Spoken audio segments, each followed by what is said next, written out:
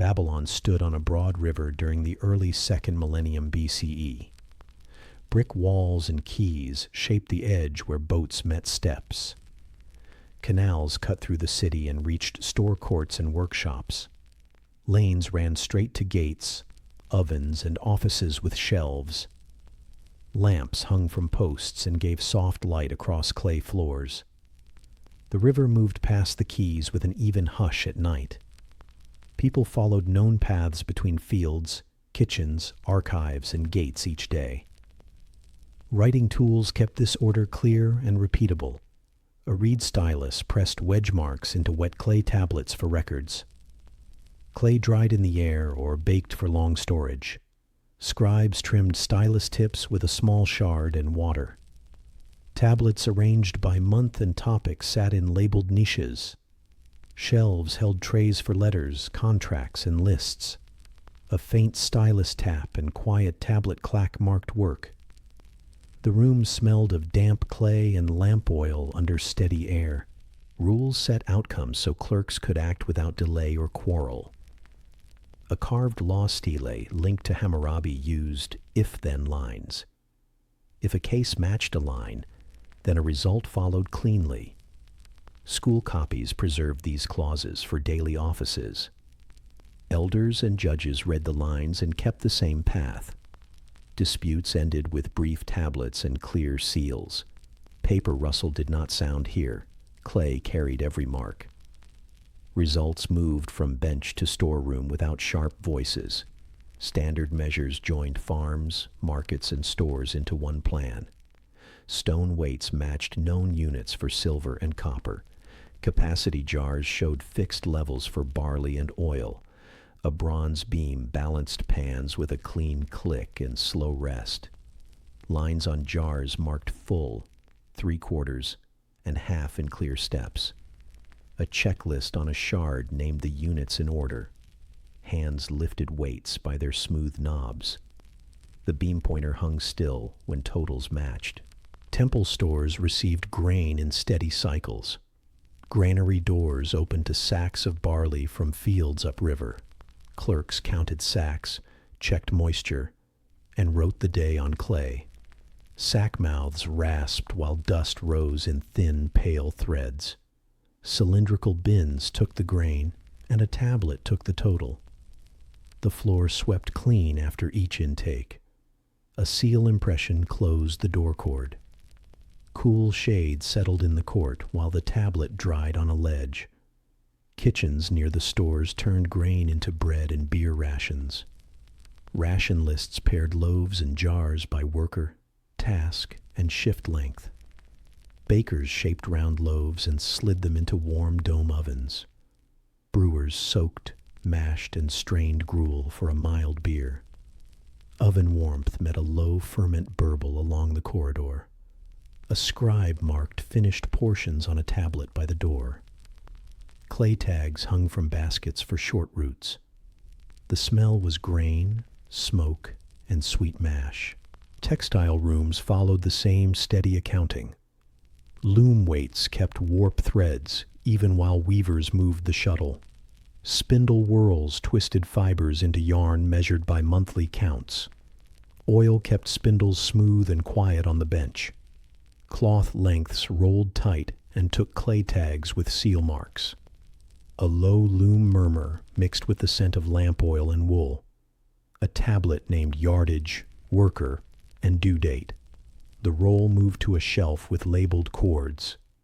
Herds also stood within the temple's wide logistics. Sheep lists named flocks, keepers, and expected wool by season. Births, losses, and shear days filled one tablet per year. Pens near canals waited with troughs fed by small inlets. Morning air carried light bell notes from animals at the fence. The keeper's tally met a clerk's tally before the line closed. A seal marked the cord on the pen record. The day stayed quiet, except for hooves on dust. Seals and keys protected goods without heavy force. A cylinder seal, a small carved roller for clay, marked stoppers and tags. Door pegs tied with cord took a clay lump and a rolled impression. A seal's fine ribs whispered as the clay received the pattern. Keys turned bar locks with a short wooden knock. Openings and closings followed posted hours in cool shade. Any broken seal led to a short note and quick check. The routine moved without haste. Traffic between fields, quays, and courts followed planned stages. Canal boats brought grain and reeds. Carts brought dates and wood. Waypoints kept short tablets that named cargo, source, and day. Oars dipped with a soft splash. Rope fibers creaked at moorings. At each stop, a clerk checked counts against the last tablet line. Small gaps were fixed before the load moved again. The boatmen drank water under awnings. Dust settled after the cart passed the gate. Courts and offices applied if-then lines to manage disputes. Case tablets named parties, claims, and sworn oaths before elders. If a pledge failed, then a set share moved to the other party. Deposits sat in sealed bags until a line was met or missed. The bench stayed quiet, and a reed fan stirred warm air. When a seal broke, clay cracked with a dry, small snap. A clerk pressed fresh clay on the cord and rolled a seal again. The tablet cooled on a shelf. Family life also linked to written plans and measures. Dowry tablets listed items, values, and safe return conditions. Inheritance tablets set shares for house, orchard, and tools. If a line changed, then witnesses added marks beside the text. Linen bundles shifted with a dry rustle beside the desk. The clerk pressed a seal, and the tablet dried on a board. A small jar of tokens held sample weights. The room smelled of linen, oil, and clay. Irrigation shaped the calendar for work and store intake. Sluice lists scheduled water, turns across channels and plots. Duty rosters sent crews to clear silt with shovels and baskets. Water trickled through reed screens while banks smoothed under feet. The same lists named when to move grain, reeds, or fish. A bell knock at a key gate opened space for the day's loads. Shaded markers showed depth in hand-width steps. The canal face stayed even and slow. Price and pay tables translated effort into rations or silver. Workers received barley shares, oil portions, and sometimes silver equivalents. Monthly tablets matched workdays to simple rates and totals. A balance checked sample bags before they left the room. Footfalls padded over dust while cords tied measured sacks. Notes were brief because numbers and units carried most meaning. A jar for change held small weights and bits of silver. The beam pointer returned to center. Letters connected Babylon to halls beyond the city. Clay letters traveled inside baked envelopes that carried senders' seals. Routes and receipts appeared as short lines, not long prose. Couriers followed canal bends and road markers at known distances. Lamplight struck baked shells in the office when replies arrived. Envelopes opened with a light crackle before the line was read. The copy went to a shelf under the sender's tag. The reply tablet moved to the clerk's tray. Builders, smiths, and potters drew supplies from the stores. Reed lists assigned wood, bitumen, and rope for routine repair. Smiths received charcoal and copper by weight, recorded in tens. Low furnace hiss followed small bellows in the side rooms. Potters collected clay and straw for bricks, marked by tally. A wet stamp marked batches before slow firing. Finished counts returned on a tablet to close the line. The smell changed from damp clay to warm kiln. The main temple rose over the store courts and offices. Stairways climbed to shrines. Lower rooms held jars and bins. A calm corridor linked kitchens, archives, and audience benches. Tablets stacked by month, then by topic in labeled niches. A breeze moved faintly through reed screens near the courtyard. The place felt arranged for repeatable work, not for display. Guards sat by gates and changed watch at round hours. Doors closed with soft thuds after final counts. Weighing and counting met at the same simple beam. Silver shekels measured debt and wage when barley did not apply. Capacity jars measured food and drink for steady daily needs. Clerks checked both with the beam and the line on clay. When level came, the pointer hung still for a short breath. A chalk mark on a sillstone showed the morning pass. The beam's knife edge stayed clean with a cloth. The pan chains lay straight without twist. The scribal house trained hands for this quiet system. School tablets carried copy lines from model contracts and sign lists. Students practiced dates, witness lines, and numbers in fixed order. A tray held damp clay and spare styluses for quick swaps. Reed mats rustled as seats changed for drills. A small bucket kept water for smoothing and reuse. When signs looked clear, a teacher rolled a seal. The tablet dried on a shelf with simple pride. Security stayed simple and visible rather than heavy or harsh. Sealed pegs showed tampering, so checks began near dawn. Store doors opened in daylight and closed after final counts. A water jar and loom room lay near the guard bench. The corridor carried footsteps, not loud voices or calls. A torch bracket waited by the door for early light. Keys turned bar locks with short wooden knocks. The yard cooled as shade grew across brick. The river framed this order with movement and supply. Canal mouths fed quays where loads shifted to carts. Silt crews kept channels clear ahead of the flood months. Boats queued at markers painted on baked brick. Rope knots loosened, then tied again in slow rhythm. Oars dipped with a soft splash near the quay steps. River hush moved past brick quays under soft lamplight. Air held a faint scent of wet clay and reed. In the old Babylonian era, from about 1900 to 1600 BCE, Babylon grew along a broad river. Baked brick faced quay edges. Thick mud brick formed the main mass. Streets ran toward gates that met canals at planned angles. Store courts sat close to water and road, not far inside the walls. Offices faced these courts, so tablets stayed near the goods. Canals slipped past quays of brick with low steps to the water. Canal water lapped against baked brick in a steady trickle. Lamplight reached only a short span at dusk. The city wall worked as a frame for order, rather than a line of fear. Bricklayers set courses in level lifts with reeds and clay between. Footings widened at the base to carry the weight in dry seasons. Baked brick facing ran along corners, gates, and quay faces for strength. Drain openings pierced the wall near the ground to spare the brick from standing water. Patrol paths on the top allowed checks on leaks and cracks. A basket clinked softly as a mason set a new brick. Dust fell in a thin veil and then settled. Gate areas linked outside motion to inside records. A gatehouse stood with thick jambs and sockets for heavy bars. Threshold stones held shallow ruts from carts and animal hooves. Benches along the side walls gave space for checks and short waits. A small desk sat under shade with a reed mat and a shelf.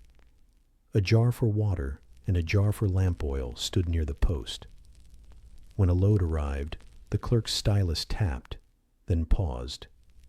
A seal roll whispered as clay took the mark on a cord. Channels tied gate and quay to outlying fields and storage lanes. A main canal branched inside the walls, then met crosscuts to store courts. Low mooring stones stood at regular spans along the quay face. Iron was rare here. Ropes found their hold on baked brick and rings. Steps dropped to water where men eased jars or sacks to boats. Level marks cut into brick kept watch on seasonal height. The sound was gentle, trickle at the drains, or dip beyond the bend. Wet clay and reed left a faint, cool scent. Bridges and causeways shaped crossings without confusion. Brick arches were modest, so traffic chose shallower fords with paved beds. Planked walkways spanned narrow side channels near workshops. Lanes flared wider near bridges to hold carts and waiting teams. At rush hours, guards waved one side through and then the other. No raised voices traveled far. The tools carried most meaning. Hoof taps counted slow time on baked surfaces. The water below murmured and moved on toward the next gate. Wayfinding and naming helped tablets meet the right shelves. Gates carried short, practical titles based on direction or nearby shrines. Key sections bore simple distance marks measured in rods. Painted signs on plastered corners named lanes in clear, large signs. Small steles, upright stone markers, noted repairs and who ordered them. A clerk wrote, "North Gate, Canal 2, third key step," on a tablet line. Runners learned these paths by heart within a few months. The city's plan turned words into easy steps. Store courts used one repeated layout that matched movement. A rectangular court opened from the gate lane into a quiet yard. Roofed rooms lined the sides with bins, jar stands, and shelves. A counting bench stood near the entry, facing shade and air. A beam with pans sat on a low table beside capacity jars. Tablets dried in labeled niches close to the scribe's mat. From key to bench took only a short, straight carry.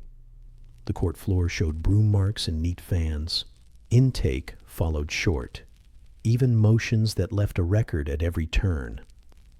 A boat nudged the key and tied off at the nearest ring. Sacks or jars moved to the steps in a steady chain. At the bench, the beam clicked, and a capacity jar filled to its mark.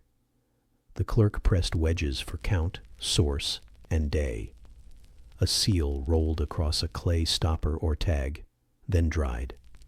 The load moved into a room with jars by size and kind. The court returned to quiet between groups. Security hung on visibility and simple closure, not heavy force. Openings faced inward into the court, not outward toward the lane. Bars slid into sockets at fixed hours announced by a watchman. Door pegs took clay lumps that received seals in quick turns. The next day, any break showed clearly, and began a short check. Keys turned with dull knocks. Cords creaked and relaxed. The process made small sounds that carried just far enough. Shade kept tablets cool while seals set firm. Upkeep kept channels and bricks ready for the flood months. Crews dredged silt with baskets and set it on drying banks. Reeds formed screens that trapped drift before it reached steps. Brick faces received fresh grout before cracks grew wide. Drain mouths stayed open with small arches and shallow sumps. Duty rosters on shards set which team moved where. Shovel blades scraped gently against wet clay. The water line lowered a little as the flow passed around workers. Flood handling worked by release rather than struggle. Relief channels peeled off from the main bend to empty back downstream. Levees used tamped earth capped with a baked brick crown at low points. Gauges set into key bricks showed safe range and warning marks. When water rose, crews opened reed weirs to spread the flow. Scribes noted the opening and time on a small tablet. A bell knock signaled the action across the court. Spray pattered on the baked faces and then stilled. Districts fit useful crafts near water and gates with care. Potters kept clay pits and kilns downwind of store courts. Smiths worked small hearths near bridges for easy supply and repair. Basket makers lined canal edges to reach reeds and customers. Each craft left traces, ash in thin layers, slag in light piles, reed ends in tidy bundles. Short lists assigned fuel and raw materials from the stores. The smell changed by section. warm kiln, oiled leather, or damp reed. Footsteps slowed in these stretches at midday. Paperless routing still needed its addresses, and the plan supplied them. Each gate desk kept a register shard listing linked courts inside its reach. Couriers carried clay letters stamped on the envelope with the gate's roll. Runners switched packets at bridge corners marked by short names. If a message missed its mark, the desk board showed the next try. Knowing the plan meant fewer words on clay and fewer steps. A reed stylus tapped and then rested. The runner's sandals sighed over dust. Procession routes touched the same paths without blocking work. During a spring rite, gate areas cleared a short corridor. Boats paused at markers for an hour and then resumed. Store courts handed out measured incense, oil, and flour by posted lists. Guards waved slow groups across bridges while carts waited in shade. The sound dropped to a soft murmur under drum leather. Canal water kept its steady trickle against baked brick. After, benches and beams returned to normal counts. Archaeology supports this shape with clear, material signs. Baked bricks carry stamps that name rulers and building phases. Bolt sockets set in stone thresholds show bar placement and weight. Key steps retain smooth hollows where jars rested before lifting. Silt layers climb and fall between brick faces at measured heights. Drain arches remain small and regular at foot level. Sherds with short notes appear near gate corners and court entries. Together they describe a plan that favored repeatable tasks. Rural lines met the urban frame at the gate edge. Field canals reached feeder channels that turned toward the wall. Road embankments rose above wet ground with solid tamped fill. Loads shifted from cart to boat or boat to cart at marked points. A quick tablet line closed the transfer count and the seal roll. Animals drank at troughs while cords were retied. The day's light moved from gate to court and onto a second key. Night use stayed narrow and calm. Gates closed after final counts, though a small door stayed under watch. Lamps on brackets glowed at bridge corners for a short span. The canal held a slower, lower surface that showed brick lines. Watch notes listed rounds by hour and path, not long remarks. The wall top felt cool. The city inside was quiet. Water tapped softly at a drain mouth near the step. Seals on pegs caught the lamplight in thin ribs. The layout taught new hands what to do through distance and turn. From key to bench took a dozen steps. From bench to jar took 10. From gate desk to court niche took 2 corners and a short hall. The plan saved words, since the path itself explained the next task. A recruit learned the gates by walking them, tablet in hand. A supervisor needed only a nod to mark the next move. The city breathed in measured lines through brick and water. By such steady means, walls framed the work, gates met the checks, and canals carried the loads. The era's plan used baked brick, simple spans, and short names. Records stayed near the point of intake, never far from the goods. Canal water lapped against baked brick in a steady trickle. The beam's pointer rested, the seal cooled, and the desk cleared. Lamps lowered to small points while the channel moved on. In the old Babylonian era, from about 1900 to 1600 BCE, scribes worked near courtyards. Workrooms opened to shade and moving air from channels and trees. Benches faced low shelves, and reed mats covered packed clay floors. A shallow bowl held water for smoothing tablets and rinsing tools. Baskets stored finished records while they dried under calm light. A faint stylus tap repeated under cool shade. The sound stayed even, like slow steps on brick outside. The writing kit began with clay prepared to a steady feel. Workers scooped river mud into tubs and let grit settle overnight. The top layer held fine clay that shaped well and kept marks clear. Sand or chaff sometimes mixed in small amounts to control shrink and crack. Hands kneaded the mass until it turned smooth and even. Palm-sized lumps rested under damp cloth before use. The room smelled of wet clay and reed.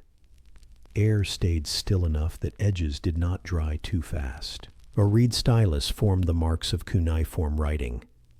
The tool came from a stout marsh reed cut at an angle.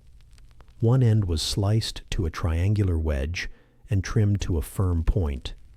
A short bake near coals hardened the tip without burning the shaft. A second edge on the same tip gave a narrow line when needed. Scribes kept a spare stylus in a small sleeve of cloth. Water and a shard helped clean and true the face. The tool felt light and balanced between finger and thumb. Tablets took shapes that matched their use. Small, lentil-shaped pieces carried brief notes and receipts. Pillow tablets with flat faces recorded rations, tallies, or short orders.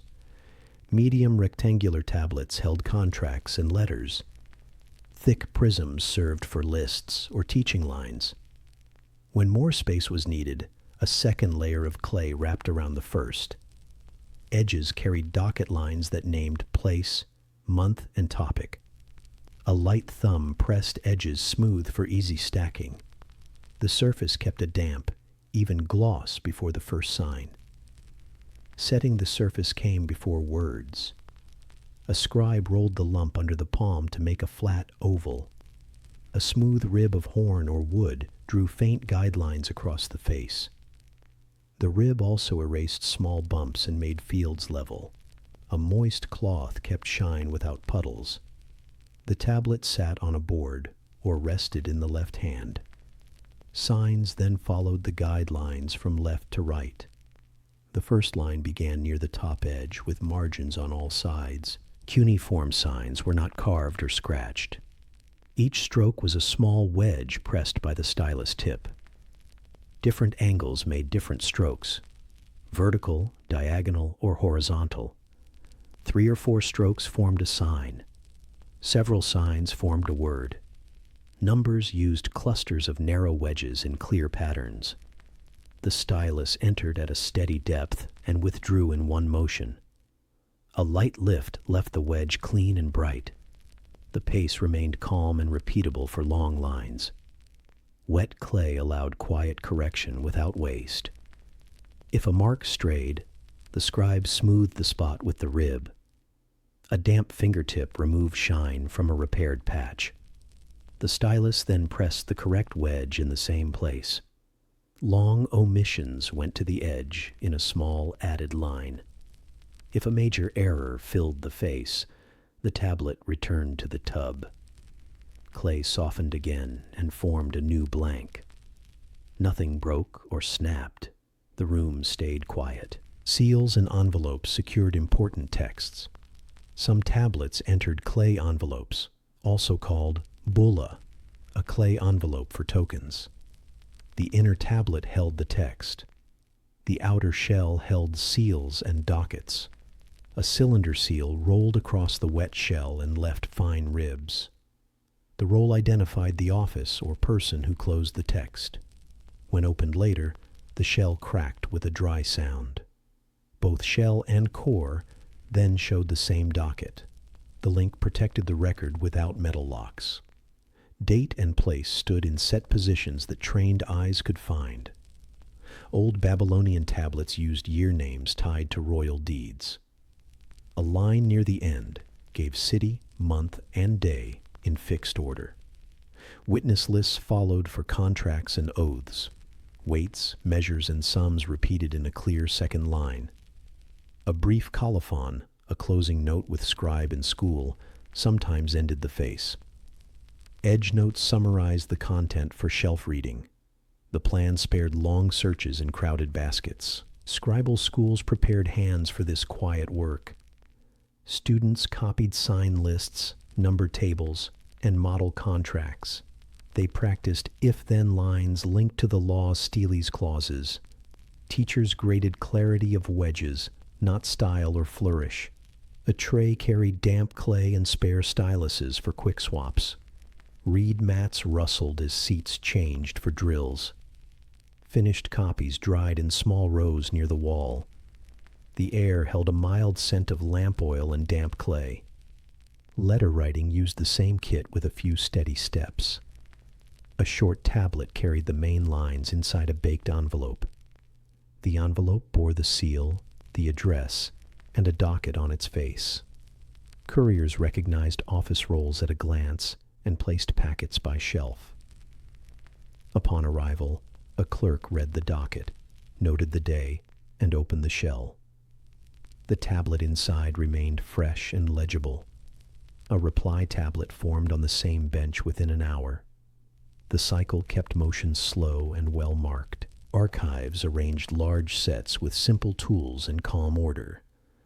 Baskets or wooden boxes held tablets by month and topic. Clay tags with holes tied to cords named the group in few words. Shelves stood away from damp floors and let air pass. When an audit came, clerks drew edge dockets into neat piles. Weights, sums, and names lined up across many pieces. A reed stylus tapped new checks while older tablets rested. The room sounded like light steps and soft stacking. Not every tablet baked hard in a kiln. Temporary lists air-dried and stayed ready for reuse. After a year, a clerk could soak and reshape them into fresh blanks. Permanent contracts, law copies, and ledgers baked for long life. A small hearth brought clay to an even heat without glare. Finished pieces cooled on flat tiles and received shelf marks. Sunlight alone baked some tablets in long, dry spells. Both paths kept signs crisp and the surface strong. The toolkit also served markets near the gates. A scribe sat at a bench beside a balance and jar set. Buyers and sellers called for short receipts in exact numbers. The scribe formed a small tablet, pressed signs, and rolled a seal. The piece dried on a board, while coins or grain changed hands. Later, the tablet went to a basket marked for that week. Dust from the lane settled lightly on the bench. The stylus tap balanced the ore dip from the canal. Clay supported many office forms tied to movement of goods. Tally tablets tracked sacks from quay to court. Ration tablets listed bread and beer by crew and shift. Transfer tablets named source, destination, and seal holders. Inventory tablets recorded jars in rows by size and contents. Complaint tablets cited if-then lines when a seal broke or a weight drifted. Each form used a standard set of fields in set places. Hands found the next line without searching. Tools stayed few and kept in reach. The bench held a board, a rib, 2 styluses, and a damp cloth. A shallow jar kept water clean for smoothing and rinse. A cord hung a clay tag for quick docketing. A small box stored spare reeds cut to length. A basket waited for finished pieces, face up and spaced apart. A kit like this served any desk in any court. The sameness made work quiet and swift.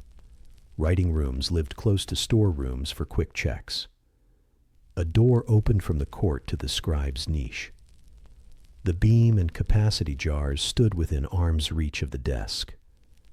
A guard bench sat in clear sight of the open door. When a load arrived, intake, writing, and sealing took few steps. The tablet stayed near the goods it named. Shelves received both within minutes of each other. This kept error low and search short. Signs recorded sounds in Akkadian, Babylon's main language, and preserved older Sumerian forms. Word lists joined both scripts so scribes could read old tablets. Some signs stood for sounds, some stood for whole words. Determinatives, silent sign markers, flagged names of places or trades. The system looked complex, but obeyed set rules. Students learned the common signs first and the rare signs later. The plan favored frequent, clear forms in daily work. Edges carried quick notes that moved tablets faster than full reads. A narrow wedge group on the top edge marked the topic. A second edge line named the source court or gate. A third marked the month in a simple code. Shelves faced outwards so these dockets met the eye. A clerk lifted only the needed pieces to a tray. The rest remained quiet and undisturbed. Dust cloths kept faces clean without rubbing. Copying and collation kept the archive aligned across years. When a year closed, clerks recopied key ledgers onto larger tablets. Weights and names were checked line by line against baskets. Seals re-rolled on new copies for clarity. Old pieces stayed as proof and reference. A clay tag tied the bundle together. The set moved to a higher shelf in shade. Air stayed cool and still along the wall. The toolkit also served classrooms that supplied the offices. Practice tablets showed rows of wedges in firm, even strokes. Number tables taught sexagesimal counts used for measures and time. Word lists grouped trades, tools, and animals for quick recall. Model cases taught if-then lines through short examples. A teacher's seal marked the best work with one slow roll. Students stacked tablets in a quiet corner. The room kept a low murmur and steady breath. Noise remained light in these spaces. The loudest sound came from wooden doors in their sockets. Most of the time, only stylus taps and soft steps were heard. Breeze moved through reed screens with a faint hiss. Once water dripped from a rinsed rib into the bowl. A sealed cord creaked and relaxed, then stilled. The rhythm stayed even across long hours. By such plain tools and steps, clay carried the city's rules and stores. Reed styluses pressed wedges that any trained eye could read. Tablets held counts, weights, names, and dates without hurry. Workrooms near courtyards kept air moving and light soft. A faint stylus tap repeated under cool shade while the canal murmured nearby. The beam's pointer rested level, seals set, clay dried matte and firm. In the old Babylonian era, from about 1900 to 1600 BCE, training began early. The scribal house stood near a courtyard with shade and moving air. Walls were mud brick, floors were hard-packed clay.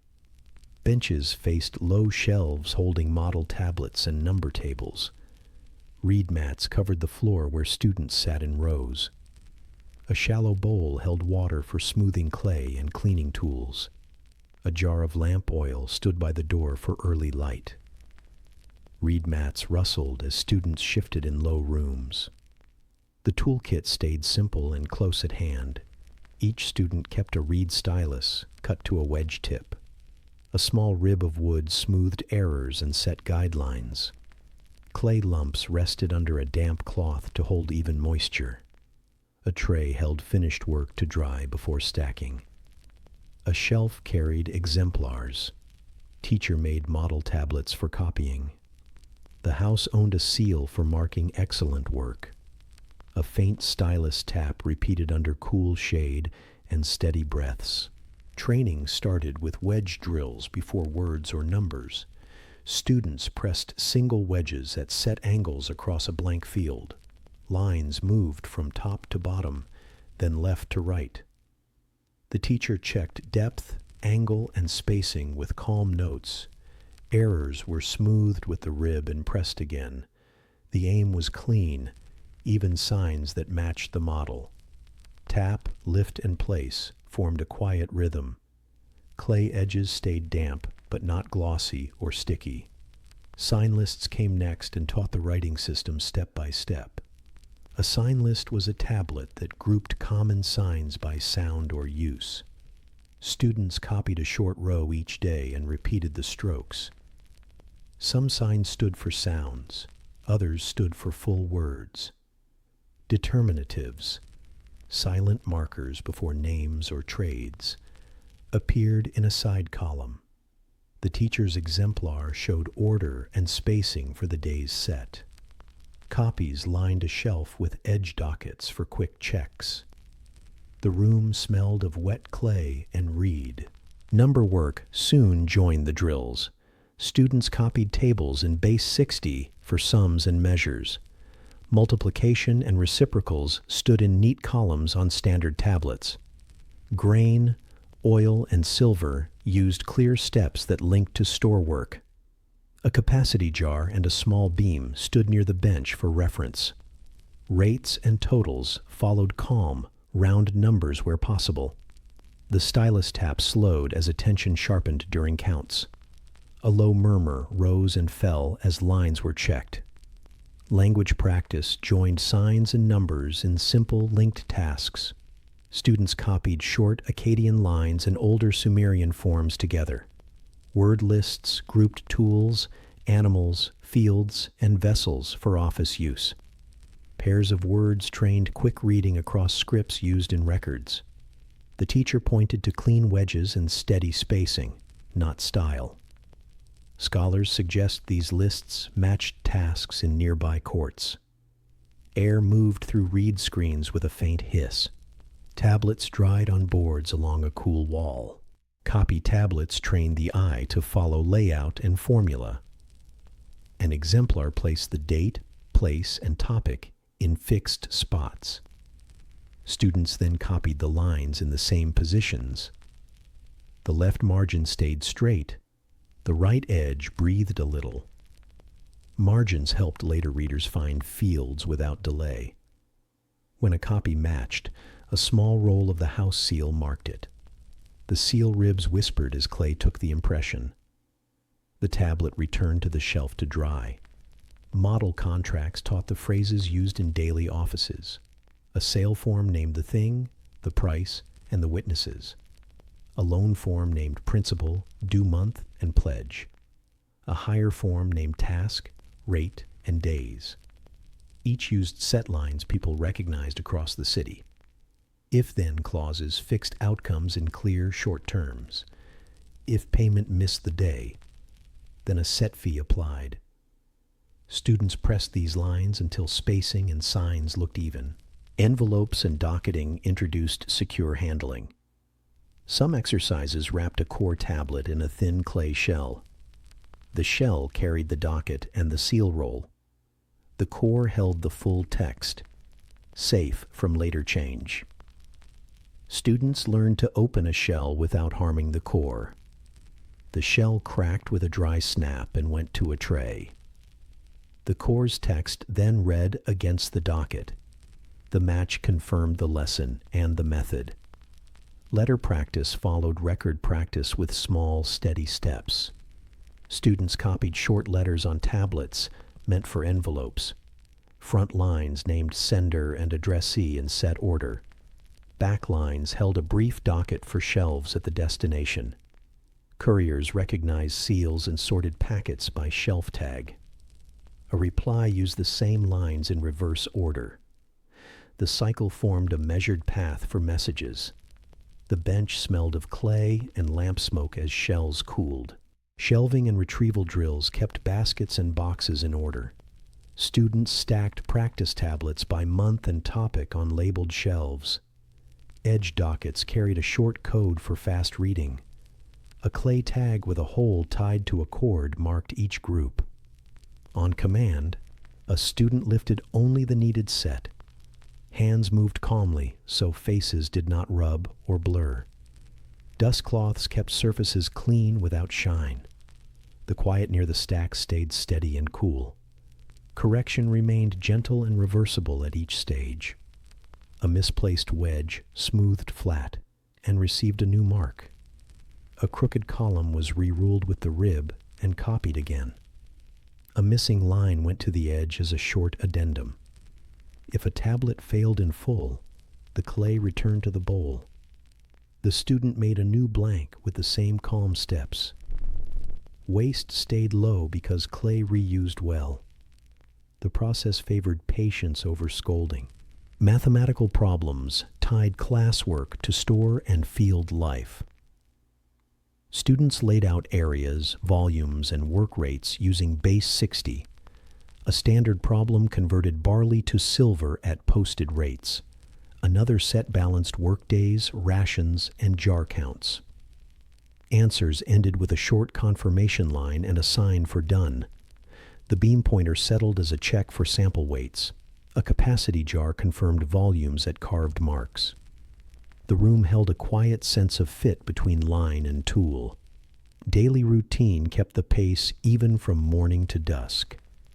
Doors opened with a low wooden knock near first light. Brooms drew neat fans across the floor before work began. Bowls filled with clean water, and cloths lay damp but not wet. Morning drills took the first hour while air was cool. Copywork followed until midday shade returned. After a short rest, number tables and letters filled later hours. Lamps lowered at dusk. Doors closed after the last check. Roles within the house stayed clear and modest. The teacher set the plan and cut fresh styluses as needed. A senior student watched the water and the clay cloth. A junior student carried boards to the drying ledge. Visitors from nearby courts sometimes left sample forms. The house seal and a list of week tasks hung by the door. The order showed in the low noise and steady motion. Reed mats rustled when seats changed, then settled. Testing and placement remained practical rather than dramatic. A student earned a mark for clear wedges and correct fields. A second mark noted clean numbers and stable columns. A third mark followed secure envelopes and safe shells. After 3 marks, a student copied a full contract without help. The teacher rolled the seal and wrote a short note on the edge. Placement to a nearby court or storeroom followed within days. The new clerk walked out carrying a small kit. The house also held texts for reference beyond daily drills. Sign lists, number tables, and model contracts lived in a chest. A law extract on a large tablet showed if-then lines in sequence. Students read a few lines each week for steady recall. Word lists for trades updated as tools and tasks shifted. Scholars suggest teachers refreshed exemplars each season. The chest lid slid with a dry sound, then rested. Air in the room stayed cool and still. Clean writing served storage, quartz, and keys without fuss. A clerk with calm wedges, clear numbers, and known phrases eased checks. Baskets reached the right shelf. Jars met the right count. Gate desks moved loads with few extra words on clay. The canal kept its steady trickle against baked brick. Inside, stylus taps kept their even pace. The scribal house supplied those hands, one small tablet at a time. Students learned to look for layout before reading detail. The date line stood near the end. The docket stood on the edge. Witness names lived together in one block near the bottom. Weights, measures, and totals lined up in a clean column. A quick glance told where to place the next wedge. Eyes moved across lines with less strain and fewer mistakes. This habit prevented long searches during audits. Shelves stayed neat because tablets obeyed the same form. Longer exercises prepared students for compound records. A ration ledger gathered daily lines into monthly totals. A herd list joined births, losses, and wool yield by season. A canal roster collected crews and tool issues after cleaning days. Each large tablet showed headings and breaks in the same way. When a sum closed, a short line marked the end. The stylus pressed a final wedge, then lifted. Boards moved the tablet to the drying ledge. Tools wore slowly, and students learned simple upkeep. Stylus tips dulled and met a fine shard for truing. Ribs lost edges and reversed to a fresh side. Cloths rinsed and dried in shade to avoid grit.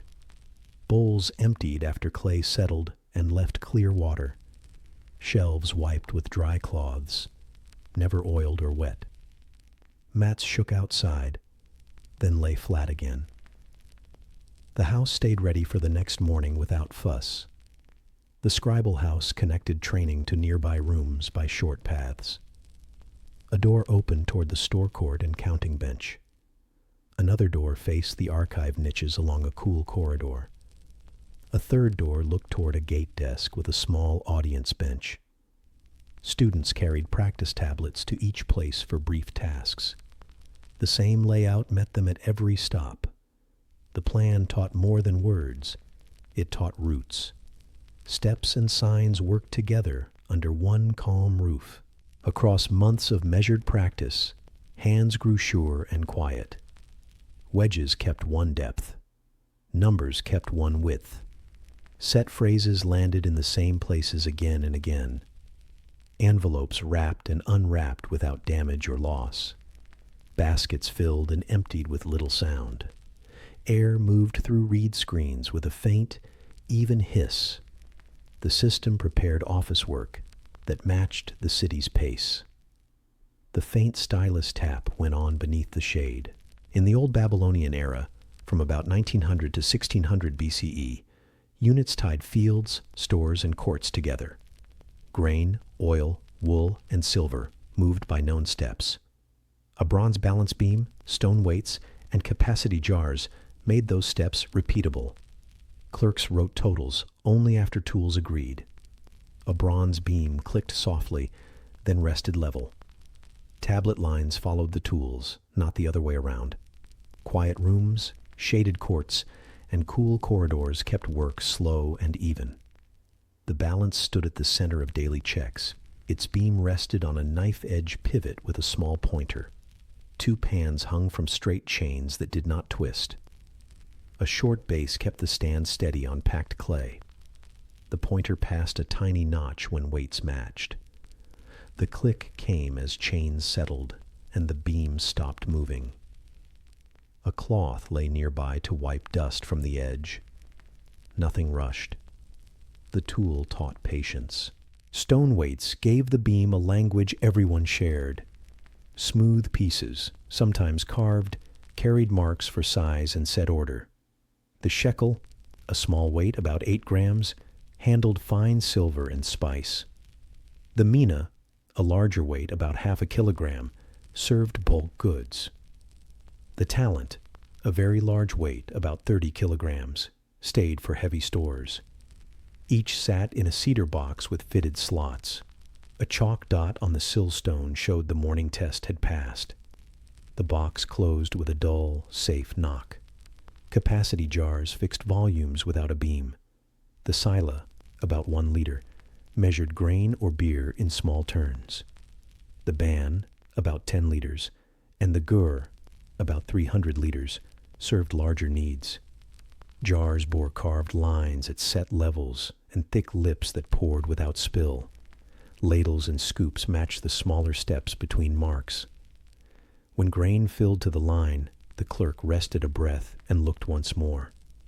The jar rasped lightly as a scoop slid away.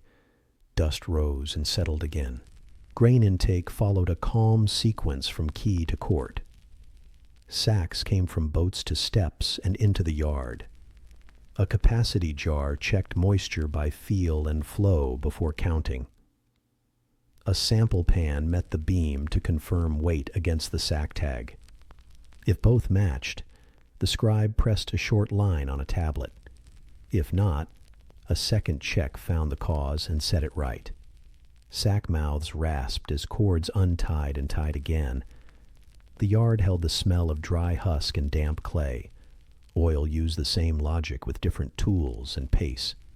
Narrow jars carried incised marks for clean reading at the shoulder.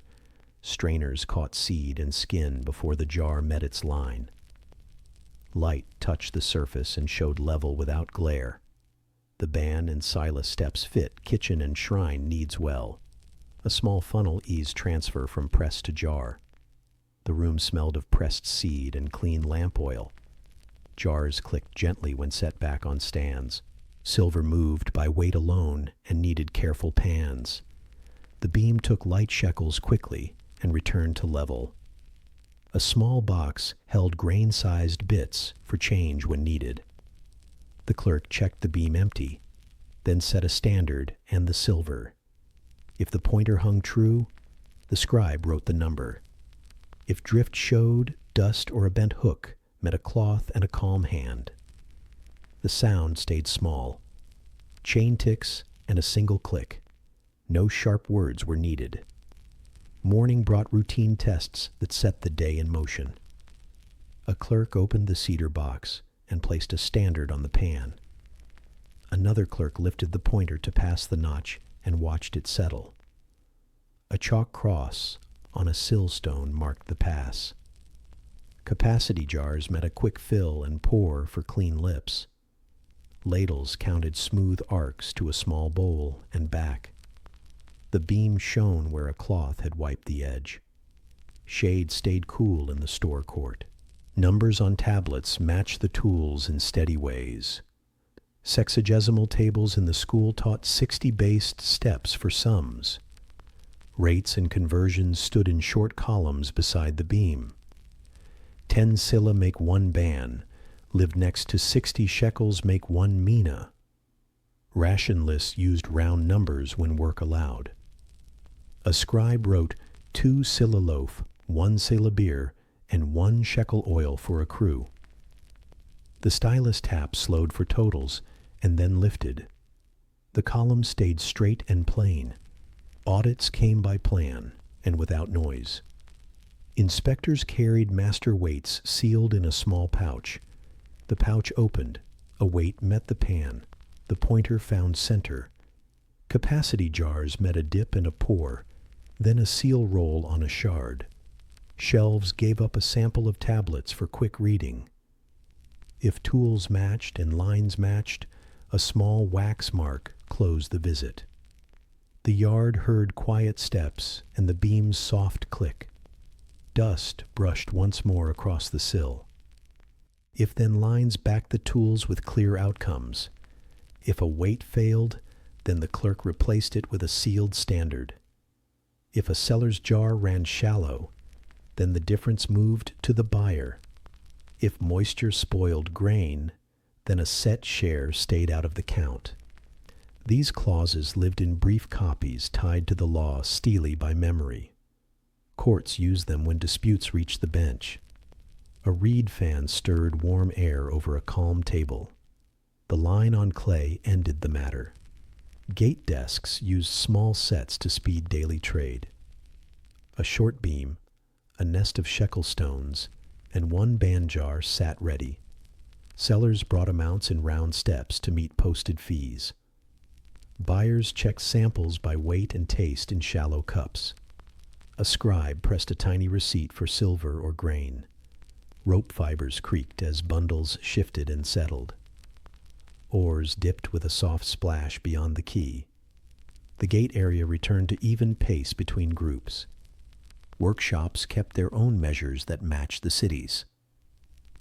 Loom rooms counted warp by weight of yarn and length on sticks. Smiths weighed copper and tin before firing small hearths. Potters used scoops for clay and straw by handful measures that still mapped to silla. When finished, cloth rolled by cubit length and weighed once. Metal met the beam for tool sets. Fired bricks stacked by count and size row. The smell of oil, warm kiln, or low furnace hiss marked each place. Maintenance kept trust in the system without long speeches. Weights wore smooth and met a reference stone for shape. The beam's knife edge met a soft cloth, not grit. Pan chains were checked for even length and replaced when stretched. Jar lines were recut when a lip thickened with use. If a crack showed, the jar left service and the mark changed hands. Tools lasted in slow years and steady light. The court remained calm because upkeep never waited. Storage rooms grouped tools by material and size for quick use. A low shelf held capacity jars from silla to ban. A box held nested scoops with short handles. The cedar case for stone weights rested on the highest shelf. A small tray kept the beam's pivot pins and spare hooks. Labels on shards named each set in brief lines. Air moved faintly through reed screens. Lamps burned low near the door, away from oil and grain. Training joined these rooms to the school by simple tasks. Students brought practice weights to test on a spare beam. Number tables turned into quick conversions at the bench. 3 ban equals 30 sela, left the tablet and met a jar. 5 shekels equals 5 plum stones, passed to the pan. A teacher's seal marked clean work with a slow roll. Reed mats rustled as students shifted places. The day's drills matched the city's tools without gap. Rations reached crews through the same measured path. A ration clerk lifted loaves and beer by the sila and ban. Oil portions met light shell cups for lamp and food use. Workdays counted in lines beside amounts. Tally tablets closed after 10 names and started again. Footfalls padded over dust as cords tied measured sacks. The pointer settled level and then rested. The clerk set each tablet on a shelf with the week's sign. Long-distance cargo also rested on shared steps. Barges claimed loads by ban or gur, so books matched at both ends. Silver for fares passed in shekels against a posted rate. Waypoint desks carried the same beam and jar sets. If loss occurred, then checks began at the last station. A small note on a shard traveled back to the key. Rope knots loosened, then tied again in slow rhythm. The canal held a steady trickle against baked brick. Shrines and kitchens used these standards for offerings and meals. Incense weighed by shekel met bowls for a measured burn. Oil poured by sila filled lamps set on stone ledges.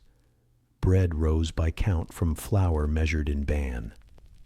A scribe kept short lists and sealed a jar when done. The room smelled of grain, oil, and smoke in mild balance. Steps faded as doors closed after the last check. The tools cooled in shade for the night. By these quiet means, units kept the city in one frame. Stone weights, capacity jars, and a clean bronze beam made numbers travel well. The click, the line, and the seal worked together without strain. Hands learned the depth of a wedge and the tilt of a pointer. Rooms kept low voices, cool shade, and smooth floors. A bronze beam clicked softly, then rested level. The scribe's tablet followed with short, even signs while the river murmured beyond the wall. In the old Babylonian era, about 1900 to 1600 BCE, intake followed routines. The granary court stood near a canal and a gate desk. Quay steps rose from water to a shaded yard with low walls. Rooms along the sides held bins, jar stands, and a small office. A bench faced the entry with a balance and capacity jars. Reed screens softened sun and kept air moving. Canal water lapped against baked brick in a steady trickle. The court surface showed broom fans from the last sweep. Loads arrived from fields and waypoints by cart or boat. Sacks rode on frames with cords tied in simple knots. Boatmen eased hulls against rings set into the quay face. Oars dipped with a soft splash, then rested on thwarts. At the gate, a clerk noted source, driver, and day on a shard. The shard followed the load to the granary bench. Rope fibers creaked as bundles shifted down the steps. Dust rose in thin clouds and then settled along the lane. First checks began before the count or the seal. A supervisor read the origin mark on each sack's cord tag. A sampler drew grain from the mouth with a narrow scoop. Moisture showed by feel, flow, and a firm press in the hand. If kernels clumped, the load paused for airing in shade. If kernels ran free, the line moved forward for weighing. Notes on a tablet marked dry, damp, or mixed beside the source. Sack mouths rasped while cords loosened and retied. The bench stayed cool and even. The tools on the bench matched the city's standards. A bronze beam stood on a low base with two level pans. Stone weights in shekel and mina steps rested in a cedar box. Capacity jars in sila and band sizes weighted with clean lips. A cloth lay near the pivot to wipe dust from the edge. The pointer crossed a tiny notch when weight matched the mark. A bronze beam clicked softly, then rested level. The clerk looked once and then set the number. The tally tablet carried fields in a fixed order. The scribe began with the day, month, and year name near the end. A line named the source canal or field group and the driver. Next came sack count, moisture note, and any short remark. If a test used the beam, a weight entry joined the line. If a test used volume, the jar sign marked the amount. Edge dockets copied topic and day for shelf reading. A faint stylus tap repeated under cool shade. Counting moved by steady chains from step to bin. Two workers lifted a sack to the bench for sample and seal. Then the sack traveled to the bin mouth on a simple sled. A knife cut the cord. Grain slid with a dry hiss. A shovel spread kernels to level the new layer. The next sack followed without pause or shout. Sack mouths rasped again as cords tightened on empties. Dust rose in thin clouds across the yard and drifted away. Bins held the grain in dry, measured spaces. Mud brick walls formed cylinders with plastered faces inside. Reed mats lined bases to lift grain above damp ground. Vent bricks near the top let warm air out in slow drafts. A peg hole near each door frame took a clay stopper and seal. A tag shard named the bin, the lot, and the day of close. Bins near the entry held daily issues. Deeper bins held reserves. The air inside smelled of dry husk and cool clay. Moisture remained the key risk and received calm treatment. Damp lots spread under shade on reed mats along the wall. Workers turned kernels with short wooden rakes on the hour. Sunlight met the edge but not the grain itself. A sampler pressed and released small handfuls to test flow. When grain ran free, the lot joined the line again. The tablet took a second note dried beside the source name. Shade and air did the work without heat or rush. Impurities left before the final count. A sieve caught straw, stones and clods over a low trough. A winnow lifted grain with short tosses against a gentle draft. Lighter bits drifted aside and fell into a waste basket. Heavy kernels returned to the bin by scoop or small chute. The beam checked a sample weight once more after cleaning. The pointer rested true. The scribe added a brief mark.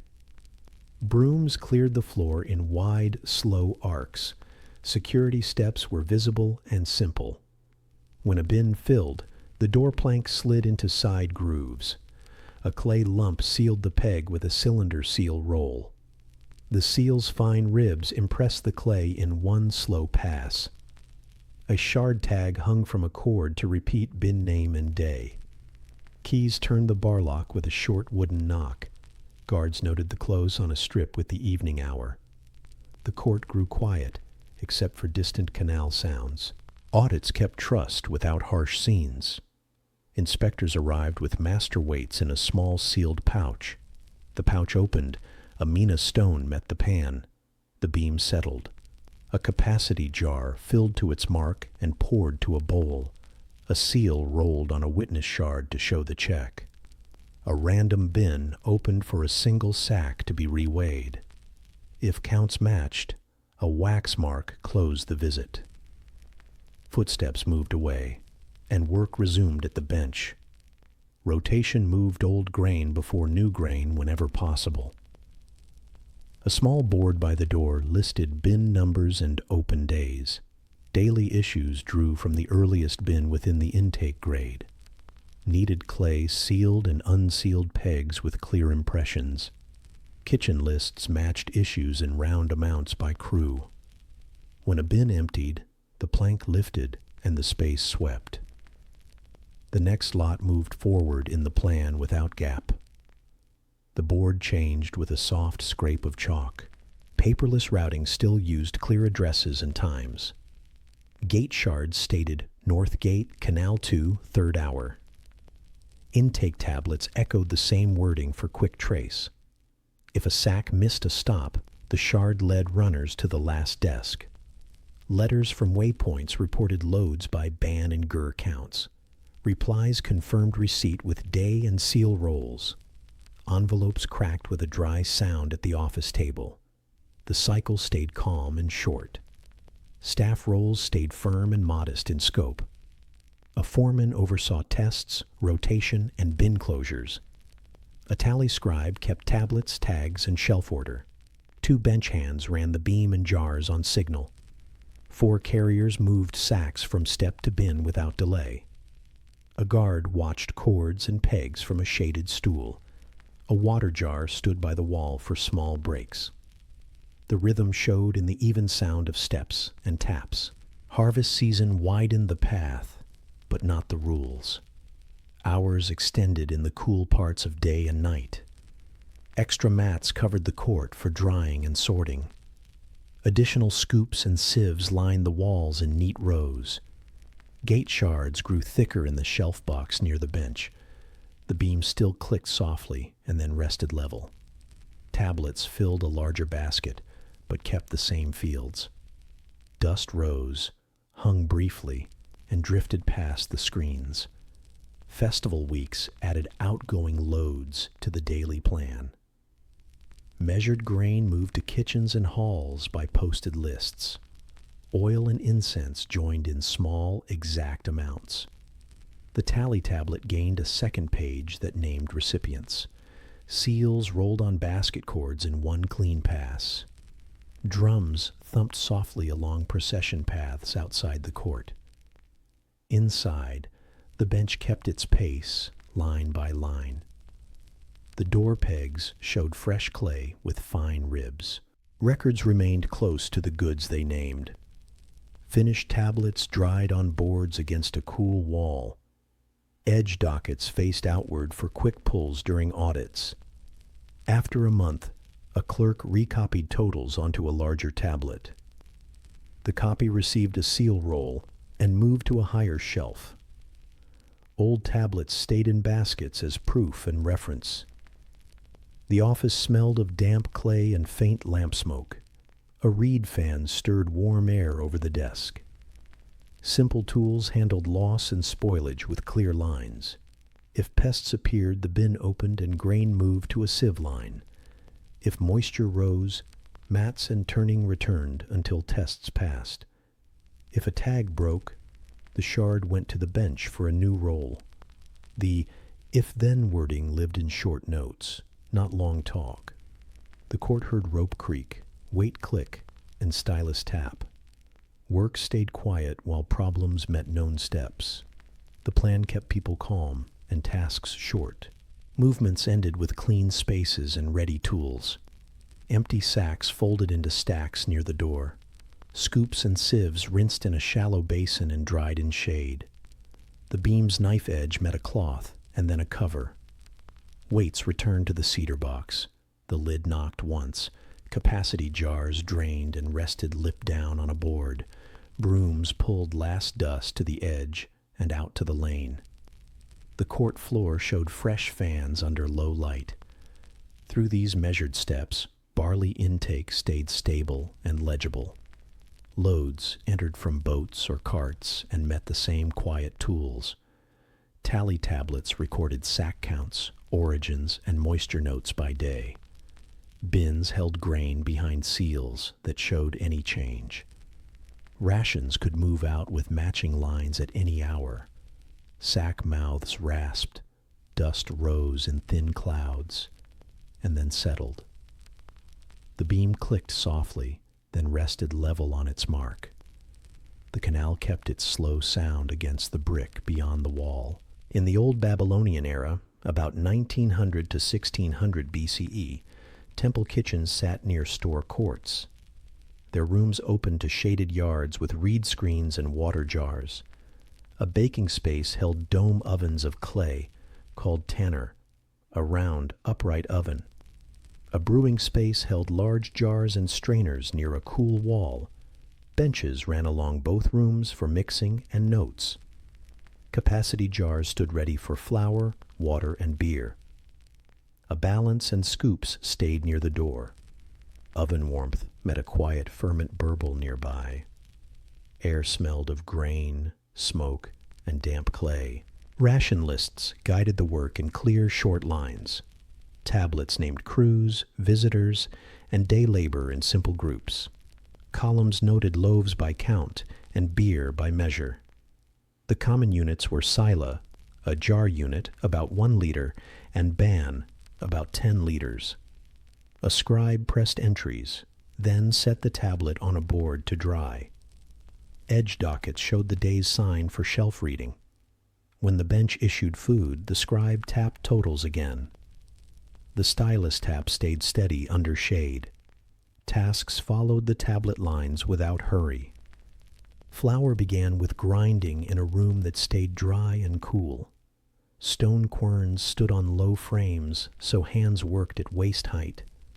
Clean grain, tested at intake, reached this room in small sacks. Workers poured measured scoops to querns and turned stones in even strokes. A sieve took bran aside when finer flour was needed. Capacity jars marked how much passed each station by the hour.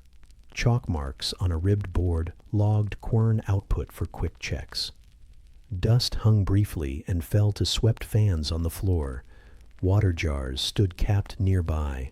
Dough mixing used fixed ratios that matched ration lines. A bench held flour by sila counts and water by marked jars. Salt lay in a small dish.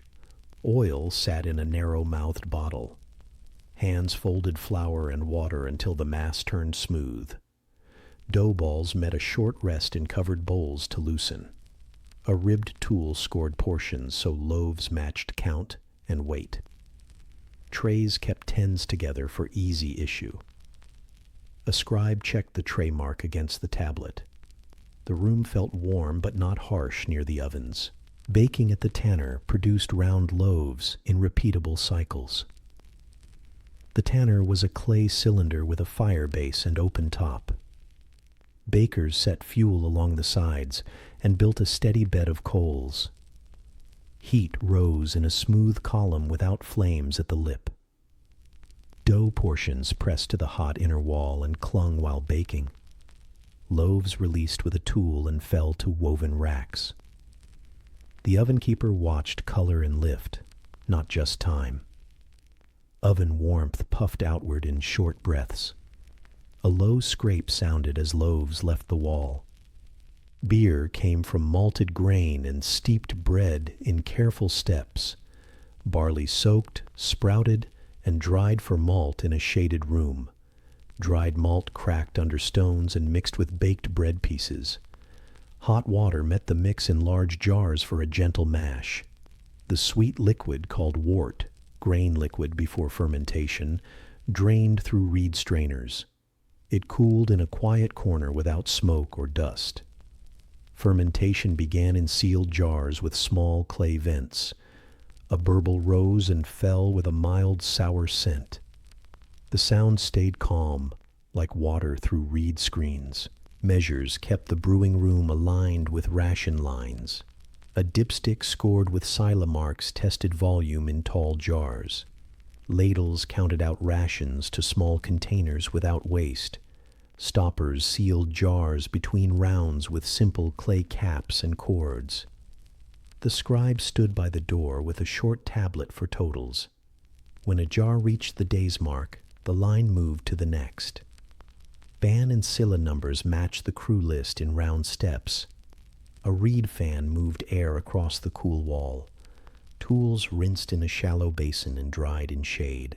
Distribution followed a path that reduced steps and words. Workers arrived by group and moved to a counted tray of loaves. A bench hand named the crew from the edge docket and lifted bread. Baskets received tens, then halves, then singles for exact match. Nearby, beer reached jars or bowls by marked ladles. A second bench hand checked empty and full containers against the list. When the crew line finished, a seal rolled across a clay tag. The sounds were light: woven basket creak, ladle splash, and tablet tap. Lines moved without push or shout. Visitors shared a smaller but steady set portion. Guest lists on a separate tablet named day, group, and reason. Portions used half-loaf counts and small sila measures for beer. A clerk placed these entries on the same shelf as crew lines. If a festival neared, the visitor tablet grew longer for 3 days. Oil, dates, and incense joined those lines in small marks. The brewing room prepared extra jars with measured dips. Oven cycles ran closer together but kept the same signs. The yard held cooler air as dusk approached. Fuel and water shaped the day as much as flour and malt. Wood stacks sat dry, with splits sized for tanner needs. A roster sent water carriers at fixed hours from a canal spur. Buckets poured into covered jars to keep dust out and level steady. Oven keepers learned how much fuel kept heat without scorch. Brewers learned jar placement and vent height for quiet ferment. If steam rose fast, a lid shifted to slow the process. If a jar cooled too much, a mat wrapped the side. Adjustments stayed small and even. Cleanliness kept taste and count within narrow bands. Sieves rinsed after each basket through a clay basin. Racks wiped with dry cloths to avoid damp on crusts. Strainers spread to dry along a cord near the wall. Hands washed in a set order before touching dough or cooled bread. Brew jars scraped and rinsed after each cycle, then aired. Floors swept between groups with wide, slow brooms. The room smelled of warm grain and faint sour, not smoke. Quiet care replaced loud warnings. Records sat close to benches and traveled only a short way. Day tablets dried on boards in the office niche. Edge dockets faced out so the right piece lifted at once. After 10 days, a larger tablet took totals from the shelf. A seal roll finished the copy, and the piece moved higher. The old set stayed as proof beside the bins. Auditors pulled 3 random days for reading. The stylus tap resumed while ovens cooled. The plan kept papers near the food they named. If-then lines fixed outcomes for slips without noise. If a loaf count fell short, then beer filled the gap by sila. If beer measured low, then a second ladle matched the line. If dough spoiled in heat, then the batch left and count held. If a seal broke, then a brief recheck matched names and amounts. These clauses came from law copies that offices kept. Clerks knew them by practice, not debate. A reed fan moved air over the bench during checks. Work stayed steady after each small fix. Special weeks required larger but similar rounds. During the spring rite, kitchens issued more bread for processions. Beer reached more jars for guards, crews, and singers. The same lists added a short column for the rite mark. Fuel piles doubled, and water jars filled before dawn. Yet the beam, jar marks, and tablet lines did not change. Bread trays stacked higher, then eased back to normal. Drums thumped softly beyond the screen walls. Inside, oven warmth met the same calm ferment burble. People and rolls stayed clear and modest. A baking foreman watched fuel and oven color. A brewing foreman watched temperature and jar vents. 2 scribes shifted between benches with day tablets. Carriers moved flour, malt, and water by schedule. A guard sat near the door and watched seals and hours. The sound of sandals over dust marked the change of crews. Each step repeated the last with minor turns. The rooms worked like parts of the same quiet tool. Leftovers and returns also followed set paths. Day-old loaves, still clean and dry, moved to crews on distant tasks. Sour beer refreshed mash for the next round in small amounts. Waste grain and bran went to animal pens by short note. Broken bread and cloudy jars left the list and did not return. The tablet marked these lines with a brief sign. A seal rolled on the waste jar cord to prevent switches. The yard stayed tidy, with sweep marks in long arcs. Work moved on without pause. Tools lasted because upkeep stayed regular and light. Tanner walls patched with fresh clay before cracks widened. Oven lips smoothed with a stone so loaves released cleanly. Ladles and scoops rinsed and dried at day's end. Reed strainers replaced when fibers loosened under weight. Capacity jars recut their lines when lips grew thick. The beam's edge met soft cloth, not grit. Jars rested on pads to protect bases. The room settled into low warmth as lamps dimmed. At day's end, shelves showed the city's plan in small signs. A loaf count matched a crew name, a beer line matched a task. Measures read Sela and Ban in short columns. Seals sat whole on cords. Audits, when called, found trays and jars within reach. The canal murmured beyond the brick. Reed screens sighed. Oven warmth faded to a mild glow along the wall. A quiet ferment burble continued in the cool corner. The next morning would follow the same tablet line. In the old Babylonian era, about 1900 to 1600 BCE, textile rooms sat by store courts. Doors opened to a shaded yard with jars of oil and water. Benches lined the walls beside baskets of cleaned fleece. A rack held spindles and spare whorls for new hands. Looms stood in rows, their frames set firm on packed clay. Shelves kept tablets, tags, and seal rolls within easy reach.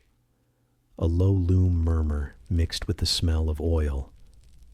Air moved gently through reed screens along the lane. Wool reached these rooms from temple herds, recorded in yearly lists. Fleece arrived in sacks bearing tags with flock and season notes. Sorting tables separated long fibers from short trim and loose debris. Bowls of water and a little oil eased combing and reduced dust. Combed locks gathered into neat bundles tied with light cords. Capacity jars measured wash water and rinse in steady amounts. A scribe marked weight in mina steps after drying. The bench stayed quiet, except for brush strokes on wood. Spinning began with a simple tool set and patient steps. A spindle took a spindle whirl, a small, round weight for twisting. The spinner drafted fibers from the bundle in even thin streams. Fingers fed the twist while the spindle turned and dropped. Twist locked the fibers into a single strong line of yarn. Filled cops wound into balls and moved to a weighing tray. A clerk noted counts against names and day lines. The room held the soft scent of lanolin and lamp oil. Plying turned singles into stronger thread for warps and heavy cloth. 2 or 3 spun strands joined and twisted in the opposite direction. A small basin dampened fingers for smooth joins without fray. The spindle turned slower, with steady pull and measured drop. Plying finished, the yarn wound onto sticks by fixed length. A beam and shekel stones checked sample weight for grade. The scribe added a short mark for twist and count. The rack filled with labeled bundles ready for warping. Dye work occurred in a corner with covered pots and clean drains. Madder roots colored yarn red. Plant ash adjusted the bath gently. Indigo-like shades came from fermented leaves in slow, cool turns. Jars held mordant solutions measured by sila marks for repeatable tone. Yarn skeins moved on rods through warm baths without splash. After dipping, strands hung on lines across shaded beams. Drips fell into shallow pans and left little mess. A faint, earthy scent rose and faded under moving air. Warping set the loom for the coming batch. Warp threads were the lengthwise lines of the cloth. Weft threads were the cross lines passed through the warp. Pegboards and measuring rods kept warp length and count consistent. Loom weights tied to warp ends kept tension even along the frame. A heddle, a loop that lifts selected warp threads, organized sheds for the weft.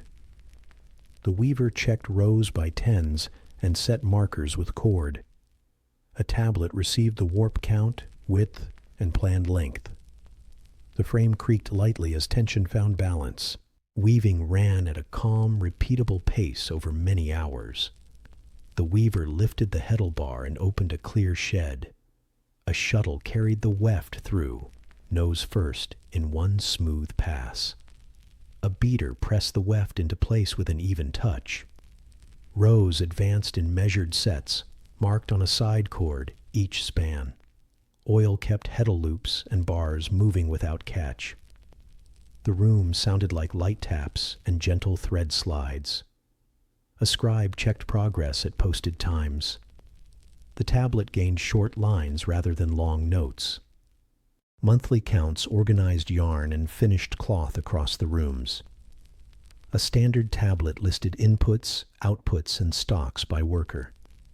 Columns held spun weight, plied weight, dyed skeins, and woven lengths. Each field used round steps that matched measures at the bench. Edge dockets carried the month sign and the room name. Baskets stored the month's tablets under shade, not heat. When the month closed, totals moved to a larger tablet. A seal rolled once across the clay, leaving fine ribs. Inspection prevented small faults from growing large. Yarn balls met a twist test and a light pull check. Dyed skeins matched shade strips hung on a reference cord. Warps met a tension run with fingertips from side to side. Cloth on the loom received a width measure at fixed spans. If any line drifted, the scribe wrote a brief mark. The correction followed at once with no raised voices. Oil scent stayed mild. The loom murmur stayed low. Finishing steps cleaned and strengthened fresh cloth. Cloth left the loom and met a wash with measured water. Fullers pressed and walked the fabric to tighten weave and remove oil. Stones smoothed the surface with slow, even pressure. Cloth then dried flat on racks in moving shade, not full sun. After drying, a blade trimmed loose fibers in long, light strokes. The beam checked final weight against planned grade. A tag shard named size, weight, and room. The roll of a seal finished the bundle for storage. Storage held textiles in conditions that guarded their shape. Shelves supported rolled cloth with sticks to prevent crush. Baskets kept yarn balls by twist grade and planned use.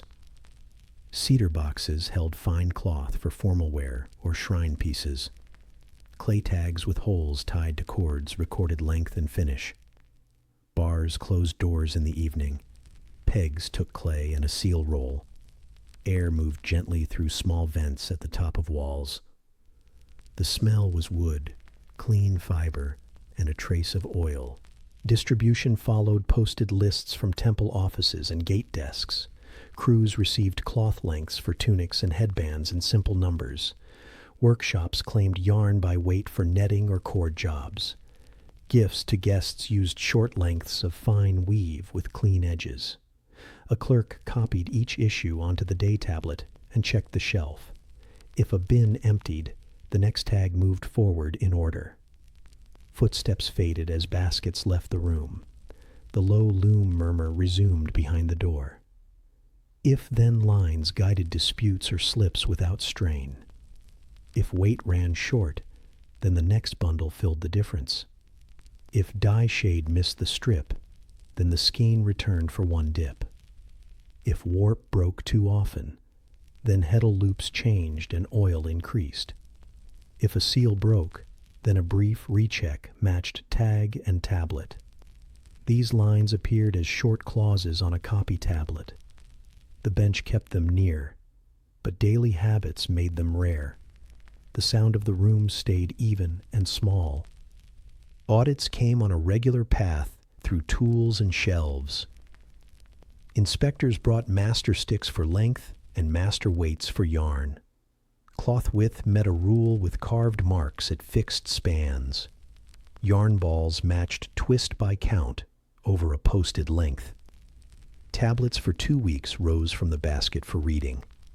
If numbers and tools agreed, a wax mark closed the visit. Sandals crossed the yard and left faint prints. Work continued without pause. Repair and upkeep prevented waste and kept pace steady.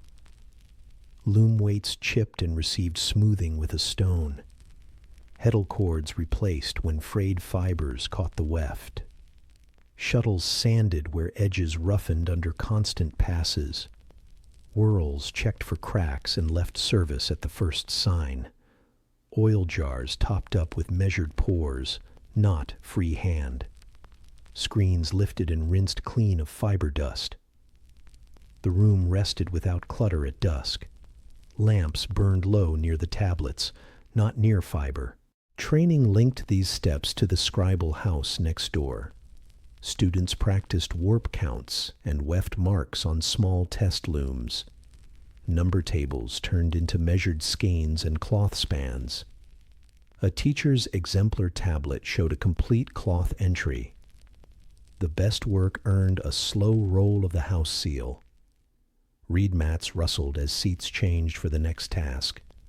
The link kept offices and workshops in one frame. Records and tools taught the same order. Festival weeks asked for more cloth, yet used the same rules. Banners and bands required set lengths and simple colors. The die corner warmed earlier and cooled later with measured jars. Looms started before dawn and paused at set breaks. Tablets added a short festival column to the monthly lines. Guards and singers received cloth along posted paths. Drums thumped softly beyond the yard. Inside, the smell of oil and clean fiber stayed light. Letters and labels moved with the textiles across the city. Clay letters carried counts from loom room to store court. Envelopes bore rolls that desks recognized at once. Labels on bundles repeated size and month in brief lines. Waypoint notes matched deliveries to a shelf and a beam. Replies confirmed receipt with day and seal. The crack of an opened shell sounded dry and small. The system remained calm because words matched tools. At day's end, the ledger shelf showed the month's quiet progress. Yarn weights sat in neat columns. Cloth lengths stood in rows. Names and days stayed beside fields in steady order. Baskets of skeins lined up under tags that read clear. Loom bars rested, heddles slack, and weights still. Oil lamps gave soft light across clay tablets near the wall. A low loom murmur slowed and faded. Air carried a mild scent of wood and wool across the yard. In the old Babylonian era, about 1900 to 1600 BCE, herds grazed near canals and low rises outside the walls. Pens stood close to water spurs and shaded yards for feed. Mud brick and reed made simple enclosures with wide gates and troughs. An office niche faced the main pen with shelves and a bench. Small bells hung from a few collars for easy tracking. Small bells gave light notes against morning air. Dust drifted in thin veils, then settled along the fence. Pen construction followed plain rules that favored airflow and clean ground. Low walls of mud brick formed rectangles with rounded corners for strength. Reed panels topped the walls and broke wind without trapping heat. Drains ran to shallow sumps lined with pebbles near the gate. Roofed shelters faced north to keep shade in the hot months. Troughs took canal water through narrow inlets with sliding reed weirs. A rack held tools, shovels, brooms, and simple crooks. The yard smelled of straw, damp clay, and wool oil. Annual herd tablets kept the main record for each flock. A scribe pressed fields for start count, shepherd name, and pasture district. Lines followed for births, losses, and wool yield at shearing. A docket on the edge named the year by a royal deed. Monthly shards supported the main piece with brief tallies. The scribes stacked shards by month on the lower shelf. A faint stylus tap marked each change in the pen. The room stayed cool under reed screens. Morning counts used slow movement and clear paths. The gate opened to a short lane between reed panels. Animals passed single file while a clerk made tallies on clay. An assistant grouped tens with a light stone mark on the lane. The scribe spoke the total softly for the tablet line. Hooves thudded gently. Dust rose and fell in a pale sheet. Bells gave tiny notes at corners, never loud or sharp. The lane cleared, and the gate closed with a wooden knock. Marks identified flocks and subgroups without burden or harm. Scholars suggest simple color daubs on wool and cords on collars.